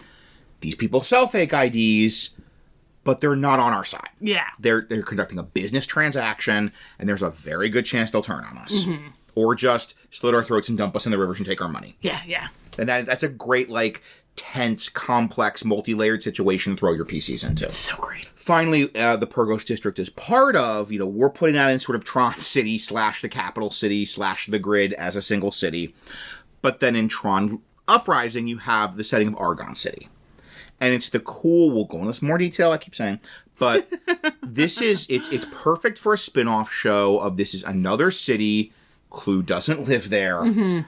It's its own city with its own evil general who works for Clu to be the boss, and his own lieutenants and its own voiced by Jonathan Glover, right? No, that is a repeating character who's like the overseer. Okay. This is Jerk Boss who comes to visit. He is actually Lance Henriksen. So, nice. Right? Such a good cast. Watch Tron Uprising. So good. If you wanted to do a larger campaign, or if you want to do more of a big sandbox campaign, follow the example of Tron Uprising and just pick your own city. Yeah, yeah. And say it's this city, it's got this general who works for Clu, it's got his lieutenants, he's got his own plans, he's trying to control the city, we're fighting him. It's like what you do a lot with Star Wars. Yeah, yeah. Where you're my PCs can't go kill Darth Vader, but I can make up we're the Vaknar sector of space. I mean, look at Star Wars Rebels. Yeah, exactly. Where they free Lothal. Yeah. They don't defeat Darth Vader, they don't overthrow the Empire, but they defeat Grand Admiral Sassafras and Thrawn, which is a pretty great thing to do, and they free Lothal. Right, you have Lothal, and you have the Imperials in Lothal, and that's what the fight's over, and this is exactly that for Tron. Or even Andor, for that matter. Exactly, a little more mainstream than Rebels. Yeah. Should watch Rebels. So Rebels is better than Andor. I said it! I said it! Spicy hot take! But no, Rebels is really good. You should watch it. Tron Uprising did the same thing Rebels did, which is also the same thing a bunch of the Star Wars RPG material has done, of making your own setting, basically, and playing out your own version of the conflict, so it doesn't matter that your PCs are not the main character of the story. Your PCs are not Sam Flynn. But they don't have to be Sam Flynn if they're just fighting over their side city. Yeah. And they can still win fighting over their side city. And then finally we have the Outlands. The Outlands is that area between cities. It is supposed to be dangerous to traverse. Yeah. Once again, this is a great imitation of a kind of a D&D material world. You have settlements, and it actually is kind of dangerous to travel between them. Yeah, yeah. So you have train lines and you have roads, and those are safe. But going off of those is very dangerous. Just as untamed. In D&D, it would be untamed wilderness. Right, Here, it's just wild net. Yeah, and you even have the equivalent of a lot of random wandering monsters, where they talk about how there are viruses and grid bugs in the Outlands. And so if you go off the roads, if you go off the train lines, you are going into this very wild, hostile land that is full of creatures that are going to try and eat you. Yeah. And that also, as always, makes great hideouts. As having a sort of wild wilderness makes a fantastic hideout for criminals and rebels, as it always does. Always. So that's where we have Flynn's hideout in Tron Legacy. That's also where you might have, bandits. There might be groups of bandits, or underworld, or smuggling, or whatever. It also might be, if you want to do something with the ISO story, in the Tron Evolution video game, that's where there was an ISO refugee camp. Because the video game's a prequel to Tron Legacy. Oh, okay. So there still is communities of ISOs. It's not just Quora. Yeah. So they have a refugee camp in the Outlands. Okay. Which absolutely makes sense, right? That's what you would do. You'd have a refugee camp in the Outlands. And I love kind of going back to the idea of the Purgos District or the End of Line Club with the groups coming together because they have the same agenda but not the same goals. I kind of love the idea of there's a bandit camp and there are a couple of ISOs in it. Yeah, and yeah. they haven't told anyone they're ISOs. No, yeah. That's very valuable information. Right, right. But that's a fun thing to play with if you get waylaid by bandits and then you find out that there are some people within the bandits who actually are true believers. Right, they might help you. That's the great thing. They might help you. They might flip. And then we have the portal. And this is an island in the Sea of Simulation. They say Flynn wants it very far away from the population centers for obvious reasons. And that's going to be a huge... Sea of Simulation, real quick, because I don't know Tron like you know Tron. I genuinely don't know what you're talking about. It's... Okay. So, the Sea of Simulation... I just realized our listeners who don't know Tron are going to be like, the what now? It's just kind of the Tron Ocean. It's like this big sort of fomenting chaos, like shifting energy. In the Choose Your Own Adventure Tron book, one of the endings is the Sam Flynn like falls into the Sea of Simulation, and it sort of mutates, they said, into something not human anymore. Ooh. So, like... Does Sam become a deep one? Maybe, yes. So it's there as a danger, but it's supposed to be like, this is like an impassable space. Okay. Unless you have a vehicle. Okay. And it's just kind of like the ocean. You need a vehicle to move from one point to another, from the mainland to an island. Let us know if you want Tom to Virgil the Tron Adventure. How would we even do that? No, it would have to be like... You'd walk me through it. I'd walk you through it, yeah, and you would make the choices. And I'd mark the... We'd have to do that. Hit us up at our social media. All right, no, this is happening. It's just a matter of when. You're going to walk me through the Tron Choose Your Own Adventure, and I'm going to... There are some weird endings. There is... Like, there is in the Choose Your Own Adventure... I love they have this. You can have the... Wait, finish your drink. Like, Sam doesn't go into the grid and just becomes like a motorcycle stunt rider. And there's this like little story of just him and his life. And you're like... You know, I'm kind of impressed you had a branching pathway where he doesn't go into the grid. Yeah, okay. But anyway, so the portal, that is your Great Leg MacGuffin, because that is the obvious way out of this domain. And this is sort of the closing the borders, as we said. Users can open the portal, so it's a great natural, like, sort of choke point funnel for the end of whatever Tron adventure you're running. And it can be that the PCs can open it. It can be that I can open it from a master control program. That's kind of what I'm doing with my adventure. But either way, it's open for a time, and that gives you a nice ticking clock, too. Yeah. Like, once at the very well-structured plot stuff in Tron Legacy, that, the portal's open, but you have this immediate ticking clock of we need to get to the portal before it closes. And finally, we want to give you an optional rule to reflect the whole PCs as users. We mentioned the whole, they're like higher beings. They're like angels or even gods.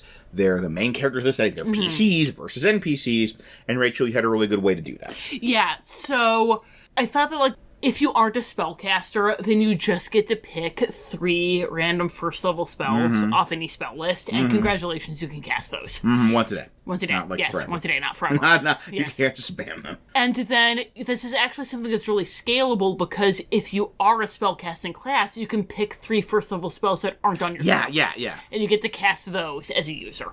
And so, once again, it's like what we were talking about with Hades Town. I think we did this comparison already, but Orpheus cast Prestidigitation and you're going to lose your mind, And here, it's like, you cast Cure Light Wounds, you cast Featherfall, and that's just the coolest thing anyone has ever seen, and it's saving lives in ways that they have never seen saved before. And so that's a way to reflect that user godlike power in a low magic setting. And it's a really nice thing. Number 1, it communicates we're in a different world. Yeah. And number 2, it communicates I am really special in this world. I am really an ascended being. Yeah. A higher being in this world. And I'm even thinking about it, and if you're going in and carefully choosing your first level spells, because you would have to kind of do this between sessions if you wanted to do that. But if you went that way, rather than kind of having them come up with them on the fly, there's something really interesting there for the players in kind of deciding who their character is. These are the 3 spells my character would have. Right, these kind of manifest all the spells in the world. me. Yeah.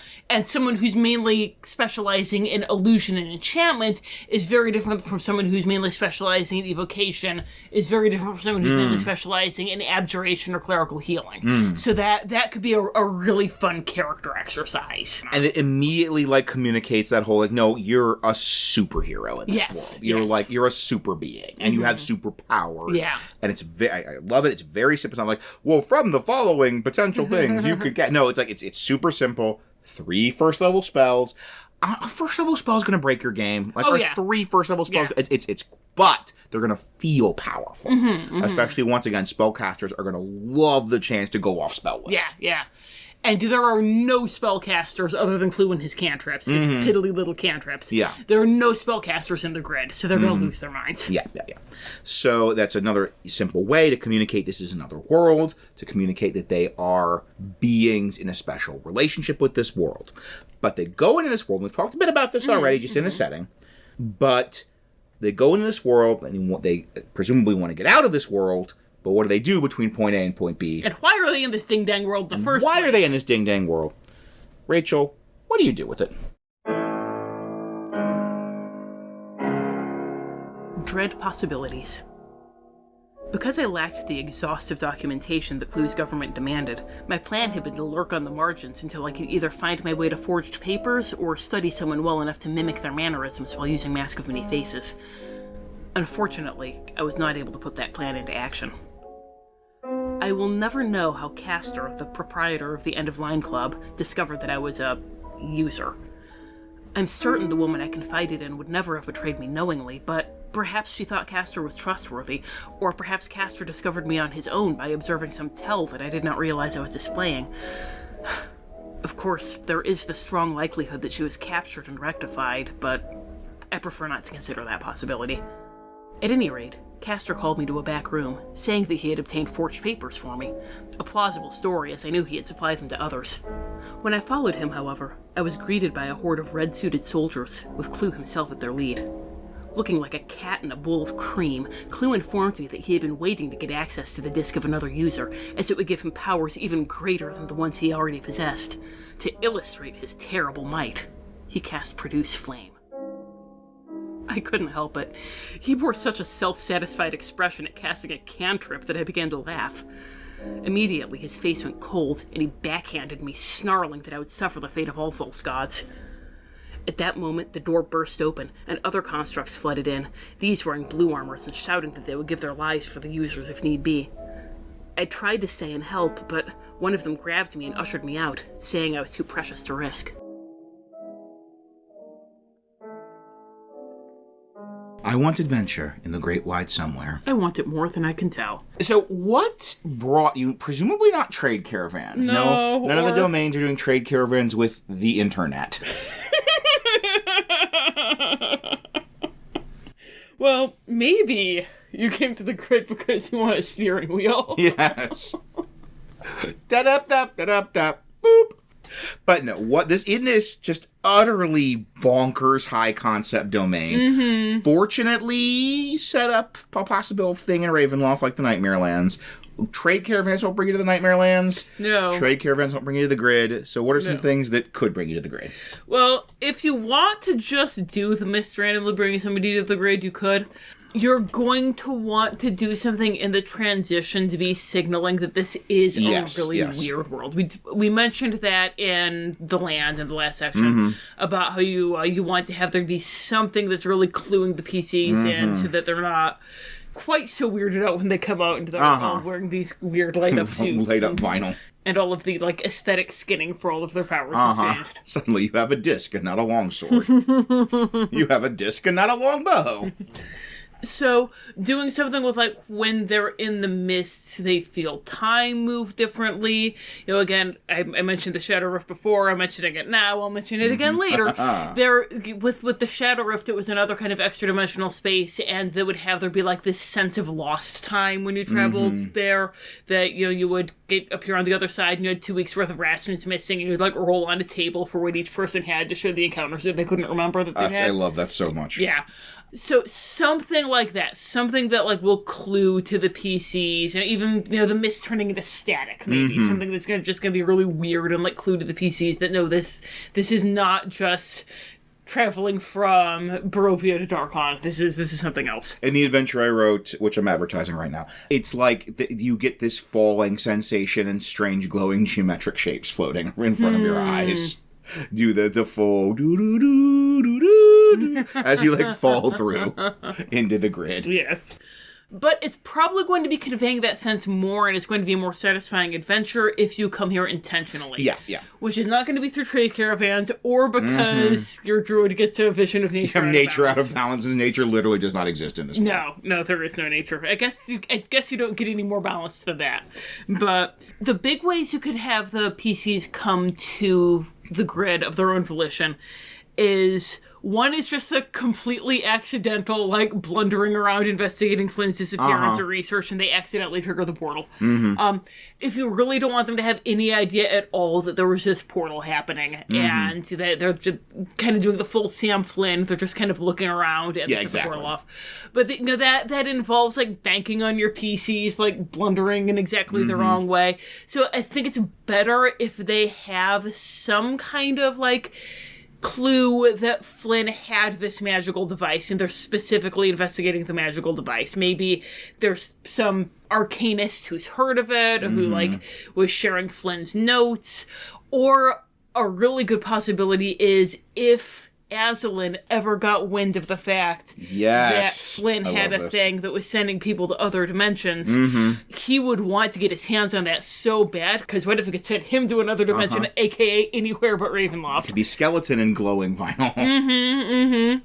So he is going to be very interested and very open to sending a party of heavily armed transients to go look into this for Disposable assets. Disposable assets, yes. And, so that's the nice thing is you've got that hook of the portal, and there's a number of ways to connect that to an ongoing story.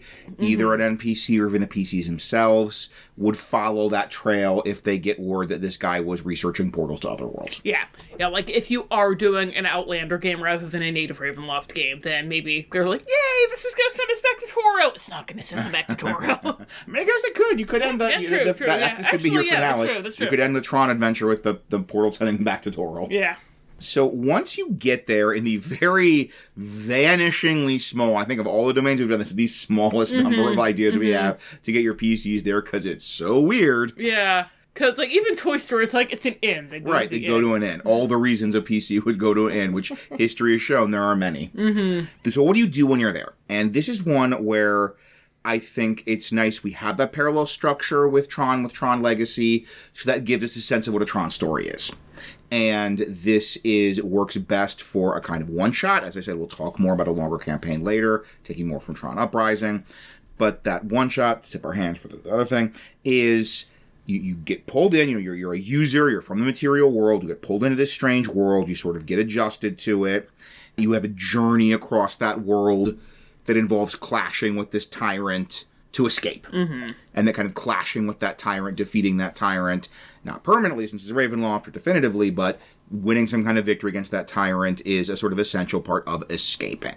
And the nice thing is the fact that you're in this world and there is the specific portal out gives you as a DM a lot of ability to sort of guide the story in a not like super railroady way. Because it's like, no, the only way to get out is through this portal. The only way to get access to that portal is to do X, Y, and Z. Yeah. And of course, we're in this like weird pocket dimension. So we can't just leave. We have to find the portal that takes us out of this weird pocket dimension. Yeah. And this is a way to make sure you bring Flynn in. So it could be in the adventure I have, it is you basically end up rescuing Flynn, getting him out of the Clu's hands, and then he can open the portal for you and kind of give you directions to go to it. And that also lets you make a positive change in the status quo. That's your big victory over Clu. And the nice thing is that kind of forces you, funnels any PCs here to having those interactions with Flynn, because we both agree those were like really important. Yes. This is actually what inspired Rachel to have the wonderful idea of let's have Flynn be plugged into Clu's machine and have Clu being like a user to him. What inspired that was the whole, I really want to make sure that in this adventure the PCs interact with Flynn. Because so much of this world and this status quo and this kind of story is like his psychodrama with Clu. Yeah. Like you're not getting the context of that if you don't encounter Flynn. But you can force an encounter with Flynn by saying, nope, encountering Flynn's the only way to get the portal open. Yes. Because it's his portal. That's good. That's not railroading, because, it's not railroading to say there's a MacGuffin. You need the MacGuffin. Like, if there's a magic door and you need a magic key to open it, it's not railroading to say you have to go get the magic key to open it, and the magic key's in a specific place you have to go. Yeah. That's just how plots work. So then we like to get into our Dread Possibilities section. This is where we talk about kind of variant stories. We only have 2 we always like to do, but we have a couple additional ones to throw in for this guy. So the first one we always do for all of our adventures is aging down. What if your kid is really cool and has a lot of patience for maybe a more older storytelling style? More patience than their mom. And has, the ability to appreciate the groundbreaking special effects work. I feel targeted. And what?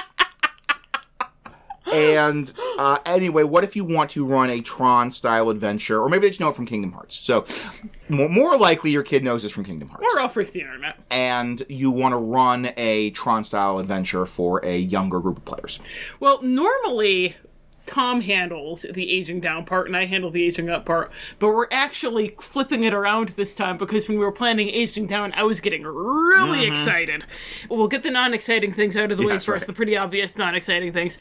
Derezzing, if you do want to have there be death, derezzing is nice and abstract. Yeah. Like, you can have the deaths happening and everything, and they're just kind of, like, fizzing out. And there's even maybe the idea that they can, like, get rebooted somewhere else and be fine. You can have it be that the games aren't inherently lethal. They can choose not to kill their opponents. You can even have them get that big, like, no, I won't kill them a moment. And yes, do your gladiator style. Yes. Or, they're kids. They might just, who even knows? They might enjoy the chance to kill without consequence. Yeah. And then, like, the brainwashing can be reversible. You can get back your Renslers and, all of that. Yeah. It's just making sure that that's not a permanent thing. But the thing I was really excited about here is the aged-down version of Tron is the closest we are ever going to get to having a reboot. Yes, for an even more obscure bit of early internet nerd ephemera. Yes. That also has, at the time, groundbreaking, but now extremely dated special effects. And has Tony J, better known to most of our listeners most likely as Frollo, as the main villain. And his, like, crazy sister Hexadecimal, and the two of them were a major awakening for certain people. Certain people who are certainly not in this room. But so, if you're not familiar with Reboot, which a lot of you probably are. Statistically. You're not. Don't watch the Netflix. Please don't. Good Lord. Yeah, it was terrible. It was really bad. I think it used to be on Tubi. It might still be on Tubi. But anyway, so with Reboot, it was set in a computer, and the villain was a virus, voiced by Tony J. And so awesome. Yeah. And so you could do something more like that. The idea that Clu is this virus that's taken over. You can have him be much more, like, straightforwardly villainous. And then even the brainwashing, it's the idea that he's infecting them with his, like, viral self. And then you can go in and, like, cleanse the programs and everything. And so that's the thing that's really going to make sense to the kids is, no, he's a virus. He's infecting the programs. Taking them over. And then you could even have something where he started out as being a helper program, like Flynn made him to be this helper program who would create the perfect system, but then he wanted power too much. Maybe you even could have this idea that he wanted his definition of what a perfect system was. I think the kids would get that. Yeah. So in some way, becoming a virus gave him more power. Like he sort of kind of figured out how to change his programming and become a virus. Like maybe even that was the way he figured out that he could brainwash people. Right. That was, that he was like, oh, this is how I make the perfect system is I make them all me. That's cool. That works, and it's nice and simple, and your kids can get it. The other thing, and this is kind of reboot adjacent, but just kind of generally fun and silly adjacent, is you can, with kids, I think they would get a real kick out of it if you have more fun with the programs being, like, identifiable programs. Yeah. So, like, they had the CPA program who was being forced to do the games in the first Tron, and if you had it be, like, he's got big glasses and a pocket protector. Right, yeah, calculator, and he's kind of doing the C-3PO thing where he's always telling you the odds and everything. Like, really leaning into these very broad stereotypes based on their program function. I think the kids would love that. That would be really fun, yeah. Or if they do love Ralph Breaks the Internet, you could bring in a lot of the sort of aesthetics and logic and narrative beats of Ralph Breaks the Internet. And because this is the closest we'll get to a Ralph. I'm not coming up with another Ravenloft version of computers and the internet, okay? Yeah. Like, we're never doing Ralph Breaks the Internet. We have thoughts for Wreck-It Ralph. We're not touching Ralph Breaks the Internet. It's this. This is that. We mentioned that the Outlands are kind of the dark web. You could have Alfred Molina out in the dark web. So that's if they want to do Reboot as their... Reboot Breaks the Internet. Reboot Breaks the Internet. What if they want to touch on those more megabyte and hexadecimal aspects? Yes. We haven't had to do a skip-ahead warning in a while, but we are... Pretty sure we are. Definitely going to have to do one here. So Future Rachel's going to come in with the content warning and how far to skip ahead if you have the Lears in the room now. Hello, dear listeners. We have a non-graphic but non-euphemistic discussion of conjugal relations in the grid. It's safe for work, but if you have a small child who is listening and is going to be asking you what all those words mean and you don't feel like having that conversation, then you're going to want to skip ahead about 5 minutes to around an hour 40.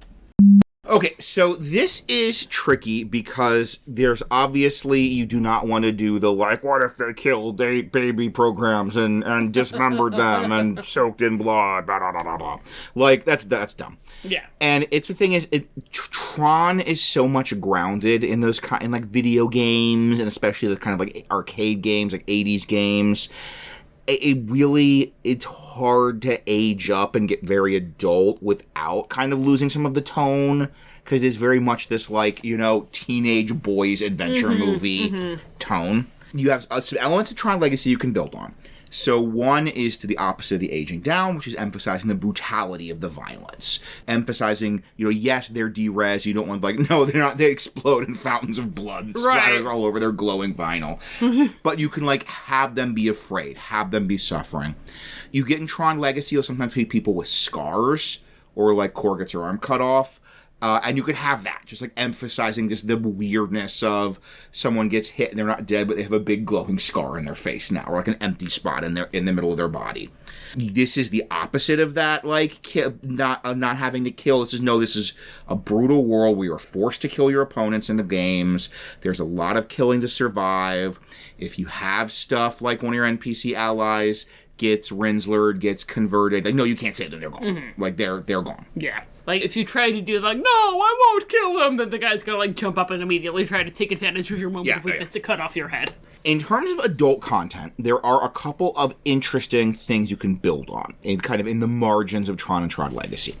There is a deleted scene from the original Tron, which was deleted very, very late in the game, because they'd done all special effects and everything. And it's Tron and Yori kind of hiding out, like waiting for the heat to die down, hiding out in kind of Yori's apartment, and they have digital sex. And she changes into sort of more, like, casual clothing that's more, like, decorated. It's not like the sort of uniform-like thing they normally wear. And I mentioned this line before about, like, the room's very decorated, and Tron mentions it's amazing. She's like, yeah, it's also highly illegal. So you could do even something with, like, physical love, physical relationships, being against the regime, being something that's looked down upon and seen as, like, anti-Clu, you know, kind of a junior anti-sex league 1984 kind of deal. So that would be a way to kind of incorporate that in an interesting way with this idea of resistance. They're also, in Tron Legacy, you have the Sirens, and they have a strong sex bot vibe. Especially you have, in the scene we mentioned where he goes into the club, the End of Line Club, and there are the soldiers who seem to be canoodling with sirens. That implies the existence of canoodling. Yes. And, once again, you could build this in. The explanation would mention for other stuff, the whole, no, Flynn built them to want love, to want companionship, to want physical pleasure, maybe to even, seek out intoxication and narcotics. Right. Because, once again, you're trying to model society. Right. So you can bring in any kind of adult content you want, really, under the umbrella of Flynn wanted to model society. Mm-hmm. You're not going to have a sexless society. Right, yeah. You're not going to have a society where people don't figure out what'll happen if they smoke this leaf. Yeah, exactly. Where people will seek out intoxicants for relaxation or pleasure or anesthesia or whatever. And I think with the sirens canoodling with the sentries in the End of Line Club, it's that vibe that you definitely get with Zaius and Michael Sheen's amazing performance of that sort of decadent kind of cabaret, that's a Kit Kat Club, a Master of Ceremonies type deal. And so if you want to kind of emphasize, this is the flip side of the sort of militarized fascism, is this very decadent kind of social life for a lot of the people involved in the regime, then that is, you're not bringing it out of nowhere. You're not like Tron plus banging. It's no, this is just building on some of those things hinted at in Tron Legacy. Tomorrow belongs to Clu. You also, for an element of aging up, they had that cool idea that Clu has to repurpose the other programs, turn them as soldiers, because he can't create new programs. And you could do something really interesting, making that more of an explicit kind of body horror thing. Here, it's just the idea they go into a big machine and get zapped with soldier race, and then have armor, have face visors and red glowing lines, and are loyal to Clu. But it could be much gorier, much more body horror. Maybe the idea that he's trying to crack creating new programs. You have all this really icky, cloning lab, body horror, horrible, dipper copy machine programs going, yeah. So, that's something you wouldn't want to necessarily do with younger viewers, and it is taking a much more horrific element in Tron. We don't see as much a little bit in Tron Uprising, but bringing that in if you want a sort of more darker, harder edge, more horror adjacent Tron setting. Yeah. Now that's our aging up, that's our aging down, that's our things we always do. But we talked about how we have some other ideas as well for variant campaigns. And one of those is one that, way back when we were first talking about doing Tron on Discord, this got suggested because it does seem obvious. And that is, instead of Clu as the Dark Lord, having Flynn as the Dark Lord. The reason that we didn't go with Flynn as the Dark Lord was because he had that moment of admitting he'd failed, admitting he'd done wrong. Even before he acknowledges it to Clu at the end, you can see that he's regretting his actions. Yes. And that's not a Dark Lord thing. So this would be a version of Flynn who never acknowledged his mistakes, who never admitted that he failed Clu. And everything that Clu says about the users, everything that Clu says about Flynn, Clu's horrible, but he's not wrong. Hashtag Clu has a point. Flynn just sees the grid as his toy box. Yeah. He doesn't care about any of the programs. They are just tools for him to use to experiment. In this particular case, we're thinking for the Act of Ultimate Darkness, with the ISOs in the movie, it's this very humbling for Flynn. Yeah. It's this, wow, it's a miracle. There are more things in heaven and earth that are dreamed of in my philosophy. He's gobsmacked by it. Whereas in this version, he's like, oh, cool, look at these things I made. Yes.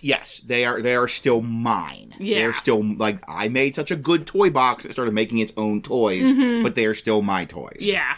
So we're imagining the idea that maybe he, tried to purge a bunch of the ISOs and start over. Maybe he started, doing experiments and things on the ISOs because, again, they're his, so he should be able to, and he should be able to see how he made them happen. That's not going to be enough to get Clu mad at him, though, because Clu also hates the ISOs. Right, yeah. Unless you want to really redo Clu, then that's not going to do it. So we're imagining that in this version, Flynn's Act of Ultimate Darkness would be doing a big purge of the grid of the programs that he's already created to kind of replace them with the ISOs or to replace them with Clu 2.0. And these are constructs, but they're sentient beings. Yes. And he is going to genocide them to make room for new toys that he likes better. Yes. Like Toy Story, if Andy threw Woody in a furnace. Yeah. So he took out a good-sized chunk of the grid, and Clu was kind of like able to stop him from taking down the rest of it and did this brutal takeover. And again, since in this Flynn is the actual Dark Lord and hashtag Clu is right, then there is a reason for the stuff he's doing. He is afraid. He wants to protect them from Flynn in this version. The nice thing here is it is it's very unconventional, though not unprecedented, having the kind of Dark Lord not only not be the sovereign, like a lot of times they're the sovereign, it's not just that Flynn is not the sovereign of the domain, but is actually sort of like on the margins in rebellion against the sovereign. And that's kind of it's a very unconventional setup for Dark Lord. Yeah, the only analog I can think of is original NVIDIA. And it was a similar kind of thing where the Dark Lord's child took over and the Dark Lord is, on the margins trying to take over again. So you could actually, one of the things they did with NVIDIA is Gabrielle, the Dark Lord, she's like kind of working these different factions, these different rebel factions who don't agree with each other for various reasons, but they all hate her son. Trying to like kind of play both of them in order to try and get them to overthrow her son so that she can get back in. So maybe you can have something like that with Flynn, where he's like trying in the Outlands to bring all of these Outlands groups together to overthrow Clu, but he's just as bad as Clu. Yeah. And the nice thing is that, like, this is a very kind of third E, like, there's no good guys in this setting. Like, Clu is legitimately having this tyrannical state. He legitimately is doing this because he's worried about what's going to happen if Flynn gets power again. He's going to purge the entire system. He knows there are a lot of Flynn loyalists out there because they do see him as a god. And also, he still does have working on his daddy issue psychodrama. Yeah. But in this case, his daddy issue psychodrama is much more justified because his daddy is really a terrible person who wants to just reboot this system so he can start over with the ISIS. Yeah, so he can kill him and replace him with a new Lotso. Yes, exactly. So this was good if you want a really bleak setting. You want to, like, no good guys. It's just everybody's terrible and the PC should just leave. Yeah. Just try to get too tangled in this and then leave. You could also do this as if you have your players, they know Tron and you really want to throw this will be a hell of a curveball. Yeah. Also, I know there are people who hate Flynn. Yes. And if that's you and or your party, then we just made your day. They just want a chance to yell at Flynn about what a bad daddy is. So finally, we have one other alternative thing. And we've tipped our hand with the next section with this is really like this focus on the one-shot adventure. And it's because the PCs coming in as users, I love it. Makes them special. It makes them like the center of the universe, but it also, I think they're too disruptive to the status quo and too much the center of the universe to have like a months-long campaign. This is one of those like level 1 to 10 in the grid, like with the politics and the factions and the plot hooks. It's like, you're angels. Yeah. You're not like, well, what are we going to do today? This is an Exalted game, not a Ravenloft game. You are like higher beings who have come into this world that are the most important thing in this world. So I really think if you're going to have your standard PC coming from the material world being a user, it's this one adventure like the one available on DM's Guild by me right now. But if you love the grid, good for you, and you want to do a longer campaign, there is an alternate branch, which is to do a Tron Uprising. And there's never going to be a Tron show where, like, the main character's a user, I think. No. But Tron Uprising, this idea that you are native programs rising up against Clu. And you are the Resistance, you are the Uprising. And you are Elijah Wood. And you are Elijah Wood, and Mandy Moore. So, in this case, I suggest using the sidekicks from the Essentials Kit and Tasha's guide as the sort of base stats for programs, because they're like less weirdly niche and like, what is a program warlock? What is a program monk? Like, it's just, you're like, no, you're a fighter, a magic user, or a skill monkey.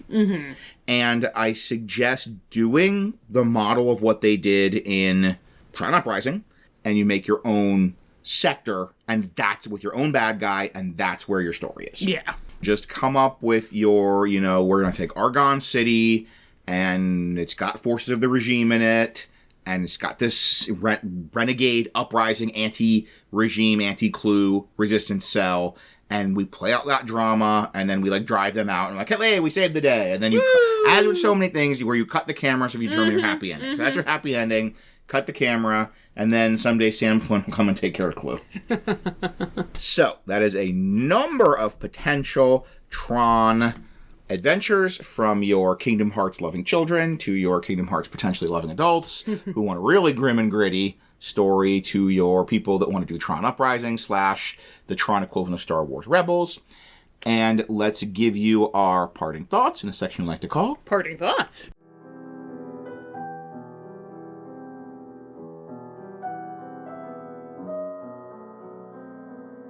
So the first one I do in Parting Thoughts is talk about the genre of horror. And this is a real weird one. This is a weird one. Because this is like barely a horror setting. This is kind of me using the Ravenloft framework to do my weird Tron obsession. So you go ahead and go first, because you're... Okay, the obvious one is not one that we have touched on much, but... Because once again, this is barely a horror thing. Sorry, this is me. This is my birthday present for myself. And even though his birthday's in winter. But this is another world. So the obvious one, and you could lean into this more in your version, is cosmic horror. And you could take some of the things we've suggested, and we haven't suggested them in a horror setting, but you could take some of the things we've suggested and make them more of a horror spin. So, like, changing how rules work, changing the flavor text, even maybe playing up the, I'm imagining it's very, like, cool action adventure-y. Suddenly you got cool glowing vinyl armor and a glowing disc, and that's all your combat stuff. But you can really play this up as this very, like, weird, disturbing... kind of your mind and body have been rearranged coming into this world, and it's changing what you are. And once again, you do have the really cool bit when Sam's first in the grid, he gets captured, and there is the guy who has the scar, and it's like there's just a chunk missing out of his face with just like blackness. And like those are these cool little details here, but it's something you could really lean into this. Oh, we are in an alien reality that is fundamentally different from our reality. Yeah, you could also, you get something interesting out of with the programs, the idea that these are not people. They do not think like people. They are fundamentally extremely alien and unknowable. And just like having it be very much like, you're talking to ChatGPT. Yeah. And I don't know if you had any ones you want to jump in with this? I was thinking about disaster horror. There's something about it that feels very... Like, even though we don't really see the before and after with kind of Clu's conquest, but that you get the sense that it really is in a state of decay, that things are falling apart. This isn't how things were supposed to be without Flynn being in charge. And even, I guess, just the fact of there being no nature, the fact, I guess this could also play into the cosmic horror, actually, the fact of this being this very cold metal world where there is nothing natural just feels very dystopian. I love it. Yeah, no, that's great. That's great. And come to think of it, this is a fantastic way to mess with your druid. I know. If you have a druid player, they hate us. We've given you many ways to mess with them. But if you have anyone who's any kind of nature lover at all, they're going to hate the grid. It's just they're going to feel so cut off from everything they love. Like, this is the first time, even in Ravenloft, they've ever been completely cut off from nature. In an entirely artificial, an entirely construct world. Oh, I love that as a disaster horror. Because, you've got a lot of the hallmarks. You can imagine this being like a post-disaster thing. And you sort of have clues... his takeover, his purge, as kind of like the human-created disaster. Yeah. It's like you could do disaster horror after a war, and a lot of this is supposed to be the after the war. Yeah.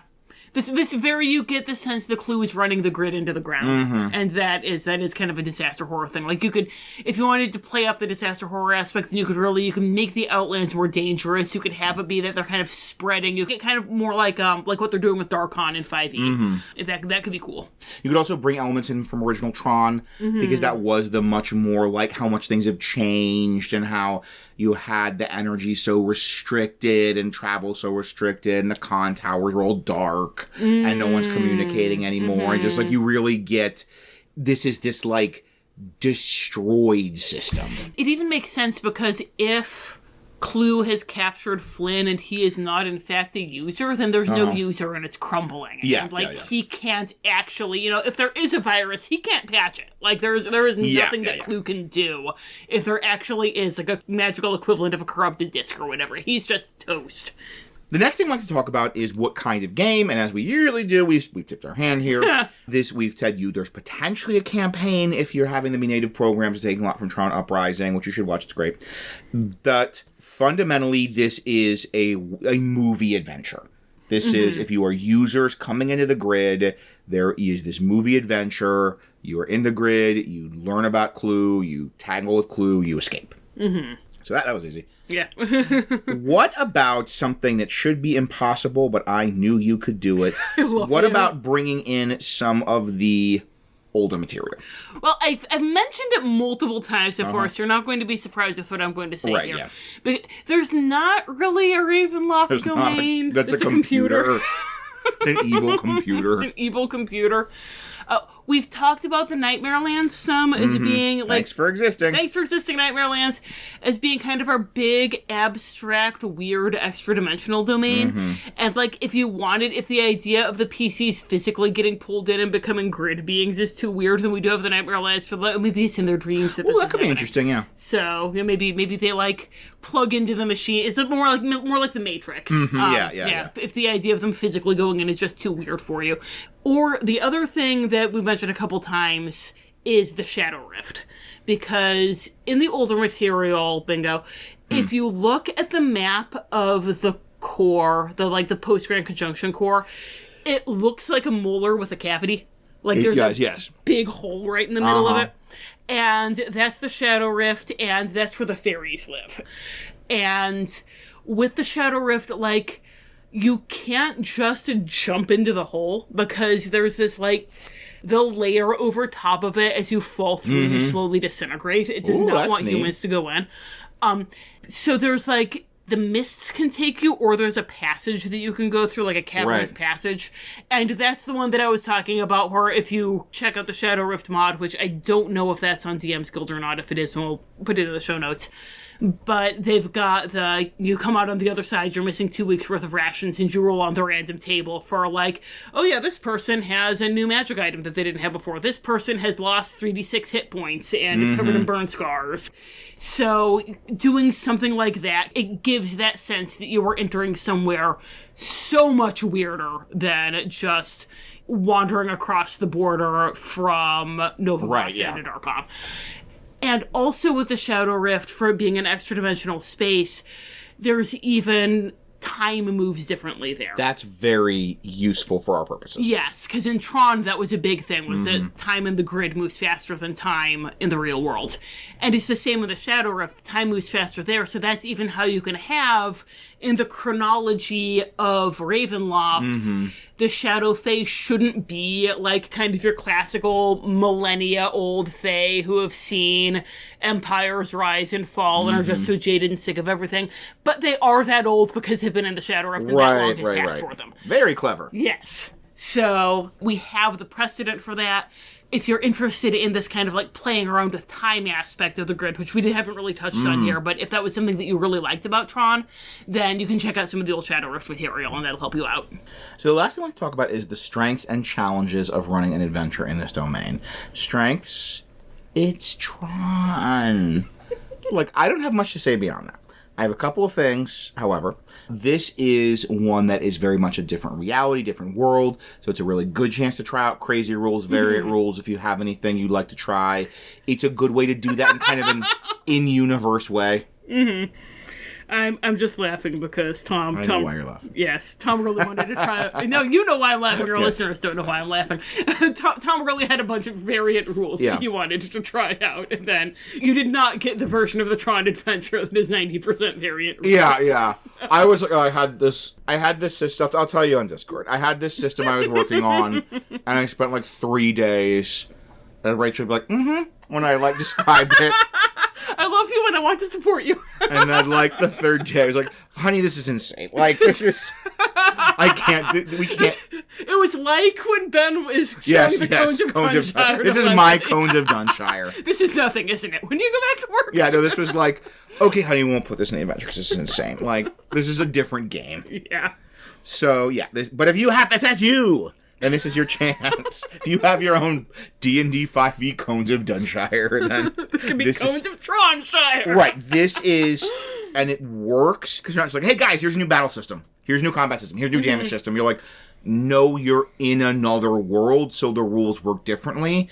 And in this case, I encourage using some variant rules, because that's how... that's D&D's love language is rules. Yeah. So that's the best way to truly communicate that you're in another world. Mm-hmm. Who's a good villain. Yeah.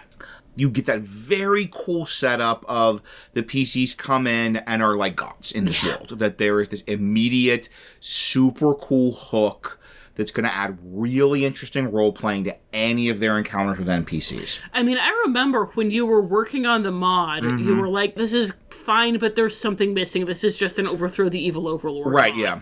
And we were talking it through and realized that was the secret sauce that you were missing. Because you love that aspect of Tron, and putting that in is what makes this Tron rather than, And what makes this not just a random episode of Doctor Who, where you come in and overthrow the evil overlord. Just the fact that you're gods is awesome. And that everyone acts toward you as gods. Whether they're acting towards you as their gods because they're C.S. Lewis or because they're Philip Pullman. There's a whole spectrum. So. That's what I got. Honestly, at the end of the day, it's Tron. And for some people like me, that's all you need. That's the only strength it needs. And indeed, just about the only strength it has. You're now going to get a whole bunch of weaknesses. Weaknesses, Rachel. Challenges. It's Tron. Yeah. This is the weirdest, most confusing, most complicated domain we have ever done. And we did Halloween Town. Yes, we did. We did Jack Skellington and Oogie Boogie. Yes. If your players start asking a whole lot of, metaphysical questions, really trying to dig into what is going on here, we have no answers for you. This is the best we can do. Yeah. It's a big cognitive leap, not just all of the suddenly you're in a glowing suit and doing all of your combat with the disc stuff, but even doing sci-fi. Yeah. In Ravenloft, and it's not even just, because Big Hero 6 is also sci-fi, that was enough of a cognitive leap. We mentioned that as a weakness in our Big Hero 6 episode, as a challenge. This is even more so. You're in a sassafras computer. The sci-fi aesthetic is really weird for Ravenloft. It's not even Magitech, it's just tech. I've done some a little playtesting on this, and I can already know it's this whole, you're running this adventure, and you kind of need to be having two tracks in your brain, and there's the normal DMing track of all the D&D 5e stuff, and then you have to have that other track of the Tron overlay, of the, okay, how do I translate that into... How do I translate the Tron stuff into terms D&D characters would kind of understand? And how do I translate all the D&D stuff into Tronisms? And for some people, that's going to be a strength. Yeah. They're I'm really into the idea of translating everything, having that, I'm filtering all of this between Tron and D&D and back and forth. But for other people, this is going to be much harder DMing than anything else we've done. Or even as a player, much harder figuring out, okay, what did I do, though? Yeah. And so, it's kind of a similar weakness. I mentioned Toy Story. It's kind of a similar weakness to Toy Story of how do you translate all this stuff into the PCs being toys? How do you translate all this stuff into the PCs being computer programs? It's that's two things you have to have going on simultaneously. Also, like Toy Story, I did write an adventure of it, so I've done some of the work for you. There will be the 50% off coupon in the show notes. And, of course, if you're on Discord, you get it for free. Yes, and if you're one of our patrons. And there's on Patreon, there will be the link to the free copy. So finally, as we said at the beginning of this section, it all comes down to it's Tron. That's either going to be the only thing you need, or it's going to be, this is why I'm not doing this. And if you do interested in doing it, you can buy my thing. So before we rejoin our narrator and find out what regular, normal, dang domain she's going to next. But in this case, one we both agree is terrible. Yes. Next month, we usually don't do anything special for Friday the 13th. We've had a couple of Friday the 13th pass.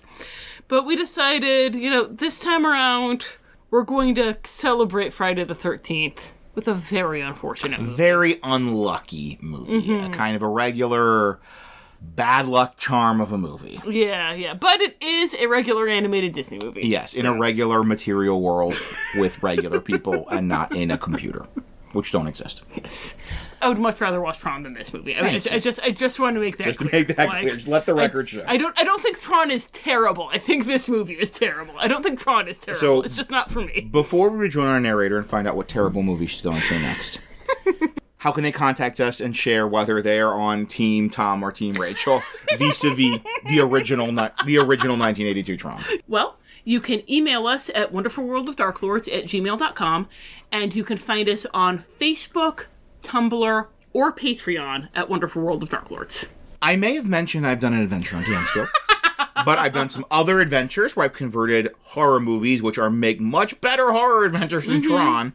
And also, if you like our consideration for adapting Tron into Reboot for younger players, then we also have some resources for running kind of more spooky or horror-themed things for younger players. You can follow the link to my adventure on DM's Guild and just see the more by this author, or just search for Tom Kohler, and you can see what I have. For the horror stuff, I believe at the time that this drops, your Event Horizon. It should be, yes. No, it should be, yeah. So there you go. Very different movie from Tron. Also beloved sci-fi movie from the late 20th century by me. That movie is great. Yes. Like Tron Legacy, we both agree on Event Horizon.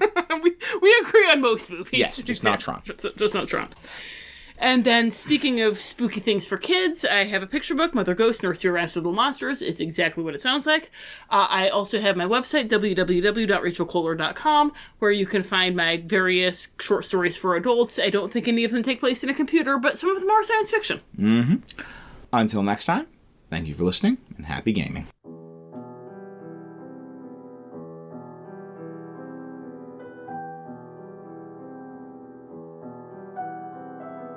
Parting thoughts. The constructs conducted me to a portal and told me that I could use my disc to escape. Had Clu gotten hold of it, they explained, he might have been able to escape himself. His dearest ambition is to send his armies out of the grid and bring his perfection to the wider world.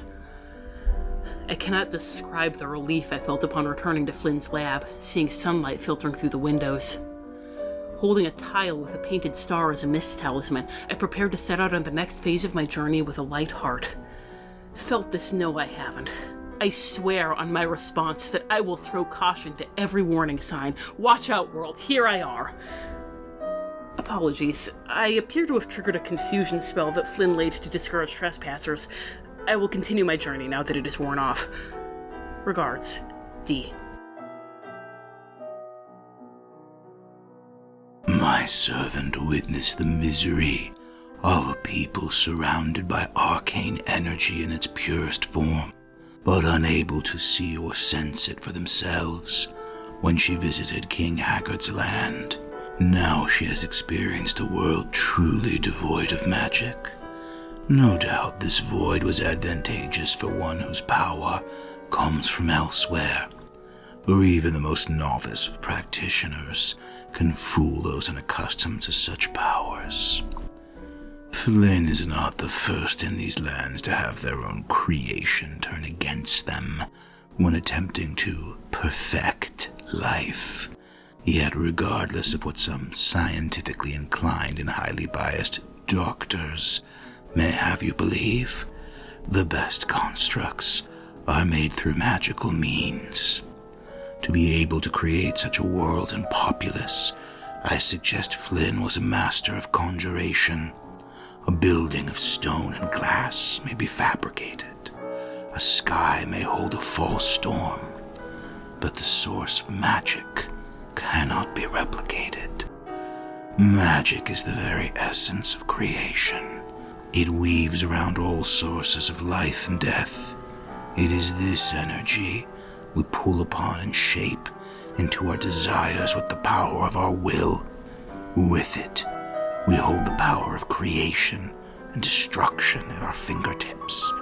Yet even the most talented wizards will find it impossible to replicate the source of this power.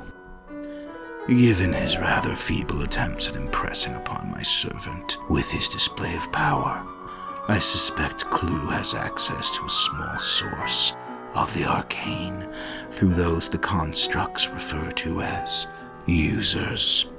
Perhaps even has some form of Flynn captured within the grid and is utilizing him as a magical conduit. A weak one, yes, but the magic must be coming from somewhere.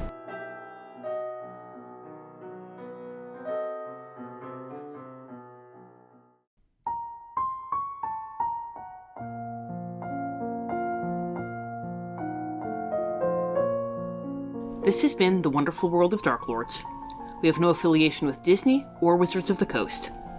All music recordings used in this episode are in the public domain and were obtained through museopen.org.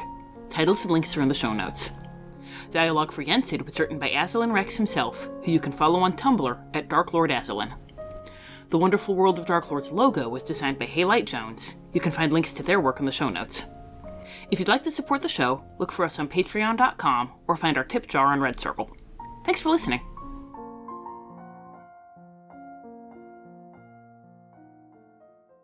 Okay, we should probably stop there. Yeah.